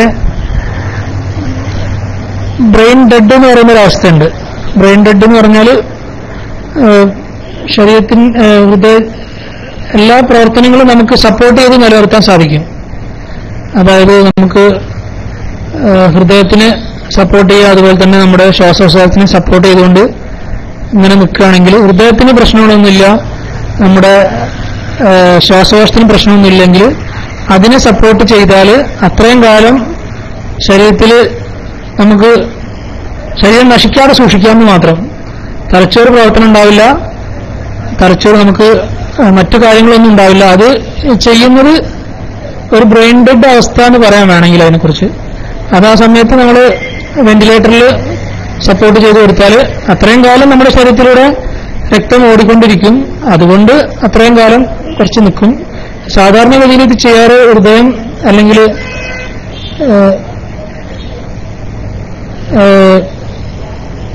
നമ്മുടെ ഈ ഓർഗൻ ഹാർവെസ്റ്റിങ്ങിന് വേണ്ടിയിട്ടാണ് അത് ചെയ്യാറ്. എന്തെങ്കിലും നമ്മളെ മരിച്ച ആളുകളിൽ നിന്ന് ഓർഗൻ എടുത്ത് അവയവം എടുത്ത് വേറെ ആളുകൾക്ക് വെച്ചു കൊടുക്കേണ്ട അവസ്ഥ ഉണ്ടാകുമ്പോൾ നമ്മൾ കുറെ തലച്ചോറും ഒരു ബ്രെയിൻ ഡെഡ് ആയ ആളുകളിൽ അങ്ങനെ ചെയ്തിട്ട് നിൽക്കാറുണ്ട്. അത് കുറെ അധികം സമയത്തേക്കൊന്നും പറ്റില്ല കേട്ടോ. കുറെ അധികം സമയത്ത് പറഞ്ഞാൽ അത് നമ്മൾ വെന്റിലേറ്ററിലാണ്. അപ്പോൾ അത് വെന്റിലേറ്ററിൽ കുറെ കാലം വെച്ചാൽ അത് കാരണം തന്നെ ഇൻഫെക്ഷൻ ഉണ്ടാവും. പിന്നെ ഹൃദയത്തിന് സപ്പോർട്ട് വേറെ ഇല്ല. ഹൃദയം സ്വന്തമായിട്ട് മിടിക്കാൻ ഉള്ളത് നിന്നിട്ടുണ്ടെങ്കിൽ അപ്പോഴും പ്രശ്നം തന്നെയാണ്. ഏതായാലും അങ്ങനെ ഒരു അവസ്ഥയുണ്ട്. അത് അധിക സമയത്തേക്ക് നിൽക്കില്ല. അത് ഒരു മറ്റ് പുറത്തുനിന്നുള്ള സപ്പോർട്ട് കൊണ്ട് മാത്രം കുറച്ചു കാലത്തേക്ക് നീണ്ടുപോകുന്ന ഒരു ജൈവ പ്രക്രിയകൾ നിൽക്കുന്നത് മാത്രം. ആൾക്ക് ബോധം ഉണ്ടാവില്ല. ശരീരത്തിന്റെ ജീവൻ എന്ന് പറയുന്ന രീതിയിലുള്ള ഒരു കാര്യങ്ങളും അതിന്റെ കൂടെ ഉണ്ടാവില്ല. പുറത്തുനിന്ന് നമ്മൾ ഹൃദയത്തിനെ മിടിപ്പിച്ചുകൊണ്ടിരിക്കുക, അതുപോലെ തന്നെ ശ്വാസവസ്ഥനെ മിടിപ്പിച്ചുകൊണ്ടിരിക്കുക. ഇതിനാണ് അങ്ങനെ ഒരു അവസ്ഥ ഉണ്ടെന്ന് മാത്രം. ആക്സിഡന്റ് സംഭവിച്ച ആളുകളെ കൂട്ടിപ്പിടിച്ചെടുക്കാൻ പാടില്ല എന്ന് പറയാൻ കാരണം എന്താണ്? വേറൊരു ചോദ്യം വന്നിട്ടുള്ളത്, ആക്സിഡന്റ് സംഭവിച്ച ആളുകളെ കൂട്ടിപ്പിടിച്ചെടുക്കാൻ പാടില്ല എന്ന് പറയാൻ കാരണം എന്താണ്? നട്ടെല്ലിന് പ്രശ്നമുണ്ടാകുമെന്ന് കരുതിയാണോ എന്നൊരു ചോദ്യം പബ്ലിക്കിൽ വന്നിട്ടുണ്ട്. ആക്സിഡന്റ്, വീഴ്ച, ഇങ്ങനെയുള്ള ആളുകൾ എന്ത് സംഭവിച്ചാലും അങ്ങനെയുള്ള ആളുകളിൽ എല്ലാ ഭാഗത്തും എല്ലൊടിയാൻ സാധ്യതയുണ്ട് എന്ന് പറയുന്ന പോലെ തന്നെ നട്ടെല്ലിനും എല്ലൊടിയാൻ സാധ്യതയുണ്ട്. അപ്പോൾ നട്ടെല്ലിന് എല്ലിന് ഒടിവുണ്ടായാലുള്ള പ്രശ്നം എന്താണെന്ന് വെച്ചാൽ, നട്ടെല്ലെന്ന് പറഞ്ഞാൽ നട്ടെല്ലിനകത്തുകൂടെ നമുക്ക് സ്പൈനൽ കോഡ് എന്ന് പറയുന്ന ഏറ്റവും പ്രധാനപ്പെട്ട ഒരു ഞരമ്പ് പോകുന്നുണ്ട്. സ്പൈനൽ കോഡ് എന്നുള്ള പറയുമ്പോൾ ഞാൻ തലച്ചോറാണ് എല്ലാ ഭാഗത്തെയും നിയന്ത്രിക്കുന്നതെന്ന് പറഞ്ഞു. അപ്പൊ തലച്ചോറിനുള്ള സിഗ്നൽസ് എല്ലാം നട്ടലിനകത്തുള്ള ഈ സ്പൈനൽ കോഡ് അല്ലെങ്കിൽ ഈ സുഷുമ്നാ നാഡി വഴിയാണ് നമ്മുടെ ശരീരത്തിന്റെ എല്ലാ ഭാഗത്തേക്കും വരുന്നത്. ഒരു വലിയൊരു ഞരമ്പ് നമ്മുടെ കഴുത്തിൽ നിന്ന് തുടങ്ങി നമ്മുടെ ഊര വരെ എത്തുന്ന ഒരു വലിയ ഞരമ്പ് സങ്കല്പിക്കാം. അത് നമ്മുടെ നട്ടലിനുള്ളിലൂടെ താഴേക്ക് വരുന്നുണ്ട്. അപ്പോ നമ്മുടെ നട്ടലിന് എന്തെങ്കിലും ഒരു പൊട്ടൽ സംഭവിച്ചാൽ, പൊട്ടിക്കഴിഞ്ഞാൽ എല്ല് കൂർത്തിരിക്കുമല്ലോ, എല്ല് പൊട്ടിയാലും അത് അതിന് മൂർച്ചയുള്ള ഭാഗം ഉണ്ടാവും. അപ്പോ നമ്മുടെ പൊട്ടിയ എല്ല് നമ്മൾ അതിന് സപ്പോർട്ട് കൊടുക്കാതെ എടുത്തു കഴിഞ്ഞാൽ ഈ പൊട്ടലുള്ള ഈ മൂർച്ചയുള്ള ഭാഗം പരസ്പരം ഇളകിയിട്ട് അതിനകത്തിരിക്കുന്ന സുഷുമ്നാ നാഡിക്ക് കേട് സംഭവിക്കാം. അതുകൊണ്ടാണ് നമ്മൾ അപകടം സംഭവിച്ച ആളുകളെ കഴുത്ത് മുതൽ താഴെ എല്ലാം സപ്പോർട്ട് ചെയ്തിട്ട് വേണം എടുക്കാന്ന് പറയാം. അങ്ങനെയുള്ള ആളുകൾ എന്താ ചെയ്യേണ്ടതെന്ന് വെച്ചാൽ, ആള് കിടക്കുന്നതിന് തൊട്ടടുത്ത് ഒരു വലിയൊരു പലക അല്ലെങ്കിൽ നമുക്ക് നമ്മുടെ ബാക്ക് ഇളക്കം തട്ടാതെ കിടത്താൻ പറ്റുന്ന ഒരു വലിയൊരു പ്രതലത്തിൽ കൊണ്ടുവെക്കുക. അതിനുശേഷം ചുരുങ്ങിയത് ഒരു 4-5 ആളുകളെങ്കിലും ചേർന്ന് ശരീരത്തിന്റെ എല്ലാ ഭാഗവും ഒന്നിച്ച് പിടിച്ച് കഴുത്തിന്റെ ഭാഗം ശരിക്ക് മുകൾ ഭാഗം നമ്മുടെ തലയുടെ മുകളിൽ നിന്ന് കൈ രണ്ടും തോളിന് താഴേക്ക് വെച്ച് നമ്മുടെ കൈപ്പത്തി രണ്ടും തോളിന് താഴെ വെക്കുക. ആള് നേരെ കിടക്കുകയാണെങ്കിൽ ഒരാള് തലയുടെ നേരെ വന്നിരിക്കുക, തലയുടെ നേരെ അയാളുടെ നെഞ്ചിലേക്ക് നോക്കുന്ന രീതിയിൽ ഒരാൾ വന്നിരിക്കുക. എന്നിട്ട് 2 കൈപ്പത്തിയും ആളുടെ 2 തോളിനും താഴേക്ക് വെക്കുക. എന്നിട്ട് നമ്മുടെ മുട്ടുകൈ കൊണ്ട് നമ്മുടെ ഈ അപകടം പറ്റിയ വ്യക്തിയുടെ ചെവിയിലേക്ക് ചേർത്ത് പിടിക്കുക. അപ്പോ സംഭവിക്കുന്നതെന്ന് വെച്ചാൽ, നമ്മൾ ആളെ പിടിച്ചിട്ടുണ്ട്, ആ ആളുടെ തല ഇളകില്ല, നമ്മുടെ മുട്ടുകാലിന്റെ ഇടയിലാണ്. അപ്പോ കഴുത്തിന് സപ്പോർട്ടായിട്ട് അങ്ങനെ പിടിക്കുക ഒരാള്. അങ്ങനെ 4-5 ആളുകൾ ഒന്നിച്ച് പിടിക്കുക. എന്നിട്ട് എല്ലാവരും ടൈം എണ്ണിട്ട് 1, 2, 3 അല്ലെങ്കിൽ 3ാമത്തെ നമ്പറിൽ ഒന്നിച്ചെടുത്ത ആള് അങ്ങോട്ട് ആ ഒരു കട്ടിലേക്ക് അല്ലെങ്കിൽ ആ സ്ട്രെച്ചറിലേക്ക് കിടത്തണം എന്ന് ഉറപ്പിച്ചിട്ട് ഒരാളെ നിയന്ത്രണത്തിൽ ആ ഒരു തലയുടെ അടുത്ത് നിൽക്കുന്ന ആൾ അല്ലെങ്കിൽ ഇയാളെ പിടിച്ച് മാറ്റാൻ വേണ്ടി ആരാണോ നേതൃത്വം കൊടുക്കുന്ന അയാൾ പറയുന്ന സമയത്ത് എല്ലാവരും കൂടെ ഒന്നിച്ചെടുത്തിട്ട് ആ ഒരു പ്രതലത്തിലേക്ക് കിടത്തുക അല്ലെങ്കിൽ സ്ട്രക്ചറിലേക്ക് കിടത്തുക. അപ്പോഴും കഴുത്തിളകാൻ പാടില്ല. എന്നിട്ട് ആളെ കൊണ്ടുപോകണം. ഇങ്ങനെ ചെയ്തിട്ടില്ലെങ്കിൽ സംഭവിക്കുന്നത് ഞാൻ നേരത്തെ പറഞ്ഞ പോലെ ഈ തലച്ചോറിൽ നിന്ന് വരുന്ന പ്രധാനപ്പെട്ട ഈ സുഷുമ്നാ നാഡിക്ക് പ്രശ്നം ഉണ്ടായി കഴിഞ്ഞാൽ അതിന് താഴത്തേക്കുള്ള ഒരു കാര്യം നടക്കില്ല. ഒരിക്കൽ കൂടി പറയാം, ആക്സിഡന്റ് സംഭവിച്ച ആളുകളിൽ അല്ലെങ്കിൽ അപകടം സംഭവിച്ച ഏത് അപകടം, മുകളിൽ നിന്ന് വീഴുന്നതാവട്ടെ ഏത് തരം അപകടത്തിലുള്ള സംഭവിച്ച ആളുകളിലും നട്ടെല്ല് പൊട്ടിയിരിക്കാൻ സാധ്യതയുണ്ട്. പൊട്ടിയ എല്ലിന്റെ കൂർത്ത ഭാഗം ഇളക്കം സംഭവിക്കുമ്പോൾ അതിനകത്തുള്ള സുഷുമ്നാ നാഡിയെ ബാധിച്ചിട്ട് മുറിവുണ്ടാവും. അങ്ങനെ അത് കാരണം അതിന് താഴേക്ക് തളർച്ച ഉണ്ടാവാം. അതില്ലാതിരിക്കാൻ വേണ്ടി കുറെ ആളുകൾ ഒന്നിച്ച് ഒരേ സമയത്ത് അധികം ഇളക്കം തട്ടാതെ ഒരു ഉറപ്പുള്ള പ്രതലത്തിലേക്ക് ആളെ എടുത്ത് കിടത്തി വെച്ചിട്ട് വേണം ഹോസ്പിറ്റലിലേക്ക് കൊണ്ടുപോകാൻ. ആ സമയത്ത് കഴുത്തിനും പ്രത്യേകം സപ്പോർട്ട് കൊടുക്കാൻ ശ്രദ്ധിക്കേണ്ടതാണ്. അതിന് പ്രത്യേക രീതികളും കാര്യങ്ങളൊക്കെ ഉണ്ട് എന്ന് അതൊന്നും അറിയാൻ പറ്റണില്ലെങ്കിൽ കഴിയുന്നത്ര ഇളക്കം കുറച്ചിട്ട് കുറെ ഒരു 4 ആളുകളെങ്കിലും ഒന്നിച്ച് ആളെ എടുത്ത് കൊണ്ടുപോവുക. അവർക്ക് പോകുമ്പോൾ 1, 2, 3 1, 2, 3 എന്ന് പറയുമ്പോൾ 3 പറയുന്ന സമയത്ത് വേണം ആളെടുക്കാന്ന് പറഞ്ഞാൽ അധികം ഇളക്കം സംഭവിക്കില്ല. എല്ലാവരും ഒന്നിച്ചെടുത്താൽ ഇളക്കം കഴിയുന്നത്ര കുറഞ്ഞിരിക്കും. അത് അപകടത്തെ സഹായിക്കാൻ പോകുന്ന ആളുകൾ, അപകടം കണ്ടു നിൽക്കുന്ന ആളുകൾ എല്ലാവരും പ്രത്യേകം ശ്രദ്ധിക്കേണ്ട കാര്യമാണ്. ഫസ്റ്റ് എയ്ഡ് ക്ലാസ്സിൽ നിർബന്ധമായും എല്ലാവരും അറിഞ്ഞിരിക്കേണ്ട, പഠിച്ചിരിക്കേണ്ട ഒരു പ്രധാനപ്പെട്ട ഒരു കാര്യമാണത്. ഇത് ഞാൻ കേട്ടിട്ടുണ്ട് എനിക്കറിയില്ല. ഗൾഫിലൊക്കെ ഈ അപകടം സംഭവിച്ച് ആളെ ഇങ്ങനെ എടുത്തിട്ട് ഇങ്ങനെ ഒരു അപകടം അങ്ങനെ ശ്രദ്ധിക്കാതെ എടുത്ത കാരണം അയാൾക്ക് ഒരു ഭാഗം തളർന്നുപോയി അല്ലെങ്കിൽ മൊത്തം തളർന്നുപോയി. അതിന്റെ പേരിൽ ഈ സഹായിക്കാൻ വന്ന ആൾക്കെതിരെ കേസ് കൊടുത്തിട്ട് കുറെ അധികം നഷ്ടം സംഭവിച്ച കഥ ഞാൻ കേട്ടിട്ടുണ്ട്. എത്രത്തോളം ശരിയാണെന്ന് അറിയില്ല. അതായത് ഈ സഹായിക്കാൻ വന്ന ആളുടെ അറിവില്ലായ്മ കാരണം ഈ അപകടം പറ്റിയ ആൾക്ക് കൂടുതൽ പ്രശ്നമുണ്ടായി, അഥവാ അതിനെതിരെ കേസ് കൊടുത്ത് അയാൾ കുറെ ബുദ്ധിമുട്ടായി എന്നൊക്കെ കേട്ടിട്ടുണ്ട്. ഏതായാലും അതിനെക്കുറിച്ച് നമ്മൾ സഹായിക്കാൻ ചെല്ലുന്ന ആള് ബോധവാനായിരിക്കണം. മൈക്ക് റിലീസ് ചെയ്യുന്നു. അസ്സലാമു അലൈക്കും.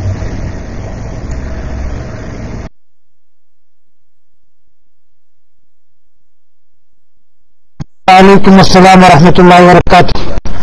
സഹോദരന്മാരെ, ഇങ്ങാർക്കെങ്കിലും സംശയമുണ്ടെങ്കിൽ മൈക്കിലേക്ക് വരാവുന്നതാണ്. ഏതായാലും നല്ല ഒരു ക്ലാസ് തന്നെ നമുക്ക് ലഭിച്ചു, അൽഹംദുലില്ലാഹ്. ഏതായാലും ഇനി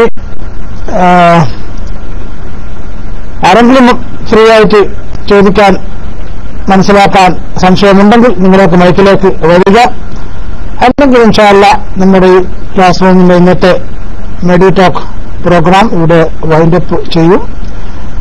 ഡോക്ടർ സാഹബ് കേൾക്കുന്നുണ്ട്, നേരത്തെ ഒരു മൈക്കിൽ വന്നിട്ട് നമുക്ക് പ്രോഗ്രാം വൈൻഡപ്പ് ചെയ്യാൻ തോന്നുന്നു, കാരണം ആരെയും കാണുന്നില്ല.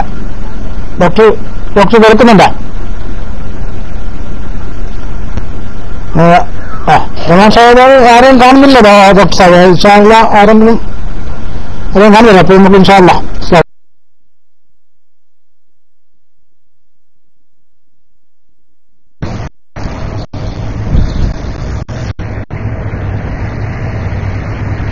അസ്സലാമു അലൈക്കും. ഈ ജസീൽ ഷേസി എന്ന് പറയുന്ന വ്യക്തി മൈക്കില്ലേ നിങ്ങളതില്? അതോ പുരുഷ ഐഡിയിലുള്ള സ്ത്രീയാണോ? എന്താ അറിയില്ല. ഏതായാലും ഒരു ചോദ്യം കൂടെ അദ്ദേഹം പബ്ലിക്കിൽ വിട്ടിട്ടുണ്ട്. കുഴിനകം ഉണ്ടാകാതിരിക്കാൻ നഖത്തിന്റെ സൈഡ് കട്ട് ചെയ്ത് എടുക്കുന്നതിന്റെ കുഴപ്പമുണ്ടോ? കുഴിനകം ഉണ്ടാകുന്നതിന് പ്രധാനപ്പെട്ട കാരണം നമ്മൾ നഖത്തിന് കൊടുക്കുന്ന ശ്രദ്ധയിലുണ്ടാകുന്ന പ്രശ്നം തന്നെയാണ്.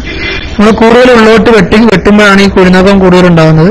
കൂടുതൽ ഉള്ളോട്ട് വെട്ടുമ്പോൾ സംഭവിക്കുന്നതെന്ന് വെച്ചാൽ നമ്മൾ വെട്ടിക്കഴിഞ്ഞ നഖം എന്ന് പറഞ്ഞാൽ കുറച്ച് മൂർച്ചയുള്ളതാണ്. മൂർച്ചയുള്ള നഖം നമ്മൾ നടക്കുമ്പോഴൊക്കെ അത് നമ്മുടെ ശരീരത്തിൽ തന്നെ കുത്തിത്തറച്ച് ചെറിയ മുറിവുകളുണ്ടാവും. അത് കാരണം പിന്നെ ആ മുറിവിൽ പഴുപ്പ് കയറിയിട്ട് അങ്ങനെ പ്രശ്നം ഉണ്ടാവും. അതാണ് കുഴിനകത്തിന്റെ പ്രധാനപ്പെട്ട കാരണം. അപ്പോൾ ഇതിൽ ചെയ്യേണ്ടതെന്ന് വെച്ചാൽ നമ്മൾ റാ പോലെ വല്ലാതെ ഉള്ളിലേക്ക് ഈ സൈഡ് ഭാഗം വല്ലാതെ ഉള്ളിലേക്ക് വെട്ടാൻ പാടില്ല എന്നാ പറയാം. അത് കഴിയുന്നതും പുറത്തേക്ക് നിൽക്കണം. സൈഡ് നമ്മൾ കഴിയുന്നത്ര കുറച്ച് പുറത്തേക്ക് നിൽക്കുന്ന ഭാഗം മാത്രം വെട്ടുക. ഉള്ളിലേക്ക് കയറ്റി വെട്ടാതിരുന്നാൽ കുഴിനകം ഉണ്ടാവുന്ന തടയാം. ഉണ്ടായ ആളുകളിൽ പിന്നെ ചികിത്സ വേറെയാണ്. അത് ചിലപ്പോൾ നഖം കട്ട് ചെയ്യേണ്ടി വരും, ചിലപ്പോൾ നഖം എടുത്ത് കളയേണ്ടി വരും. പിന്നെ അതൊക്കെയാണ് അതിനെക്കുറിച്ച് പറയാനുള്ളത്. ഏതായാലും കൂടുതൽ ചോദ്യങ്ങളില്ല എന്ന് ഞാൻ വിശ്വസിക്കുന്നു. ഏതായാലും എല്ലാവരും അറിഞ്ഞിരിക്കേണ്ട, എന്നാൽ അറിഞ്ഞിരിക്കണമെന്ന് ഡോക്ടർമാർ കരുതുന്ന ഒരു പ്രധാനപ്പെട്ട കാര്യം ഇന്ന് ചർച്ച ചെയ്യാൻ സാധിച്ചു. അൽഹംദുലില്ലാഹ്. പക്ഷാഘാതം, അതിനെക്കുറിച്ചുള്ള ഒരു മിനിമം അവബോധം ഉണ്ടാക്കാൻ എന്റെ ക്ലാസ് ഉപകാരപ്പെട്ടിട്ടുണ്ടെങ്കിൽ അത് വലിയ ഒരു അനുഗ്രഹമായിട്ട് ഞാൻ കരുതുകയാണ്. ഏതായാലും മറ്റു ക്ലാസ്സുകൾ ഇൻഷാ അല്ലാഹ് ബഹുമാനപ്പെട്ട അമീർ സാഹിബും മറ്റുമൊക്കെ PM-ലും മറ്റും നേരിട്ടൊക്കെ ബന്ധപ്പെടുന്നതനുസരിച്ച് എന്റെ ഒഴിവ് സമയം അനുസരിച്ച് ഇൻഷാ അല്ലാഹ് ഇനിയും ക്ലാസ്സുകൾ എടുക്കാൻ ശ്രമിക്കാം. എന്റെ ഒഴിവ് സമയം മറ്റുമെല്ലാം കൂടുതലും പകൽ സമയത്തായത് കാരണം അങ്ങനെ ഒരു പ്രശ്നമുണ്ട്. ഒരു വിഷയം അത് പകൽ സമയത്ത് എന്ന് പറഞ്ഞാൽ ആഴ്ചയിൽ ഒരു 1-2 ദിവസം നൈറ്റ് ഉണ്ടാവും ചിലപ്പോൾ. അതാണ് അതിന്റെ പ്രശ്നം. അതാണ് അതിനെക്കുറിച്ച് പറയാനുള്ളത്. പിന്നെ എന്റെ പഠനവുമായി ബന്ധപ്പെട്ട ചില തിരക്കുകളുണ്ട്. എല്ലാവരും എനിക്ക് വേണ്ടി ദുആ ചെയ്യുക. എന്നെക്കുറിച്ച് അറിയാത്ത ആളുകൾ, ഞാൻ ഇസ്ലാമിക് ക്ലാസ് റൂമിൽ തുറക്കാലെന്ന് പറയാൻ പറ്റില്ല, എന്നാലും കുറെ കാലമായിട്ടുള്ള ആളാണ്. എന്റെ വീട് മലപ്പുറം ചേളാരി അടുത്താണ്. ഞാനിപ്പോൾ ജോലി ചെയ്യുന്നത് MK ആജി ഹോസ്പിറ്റൽ തിരൂരങ്ങാടിയിലാണ്. ഏതായാലും എല്ലാവർക്കും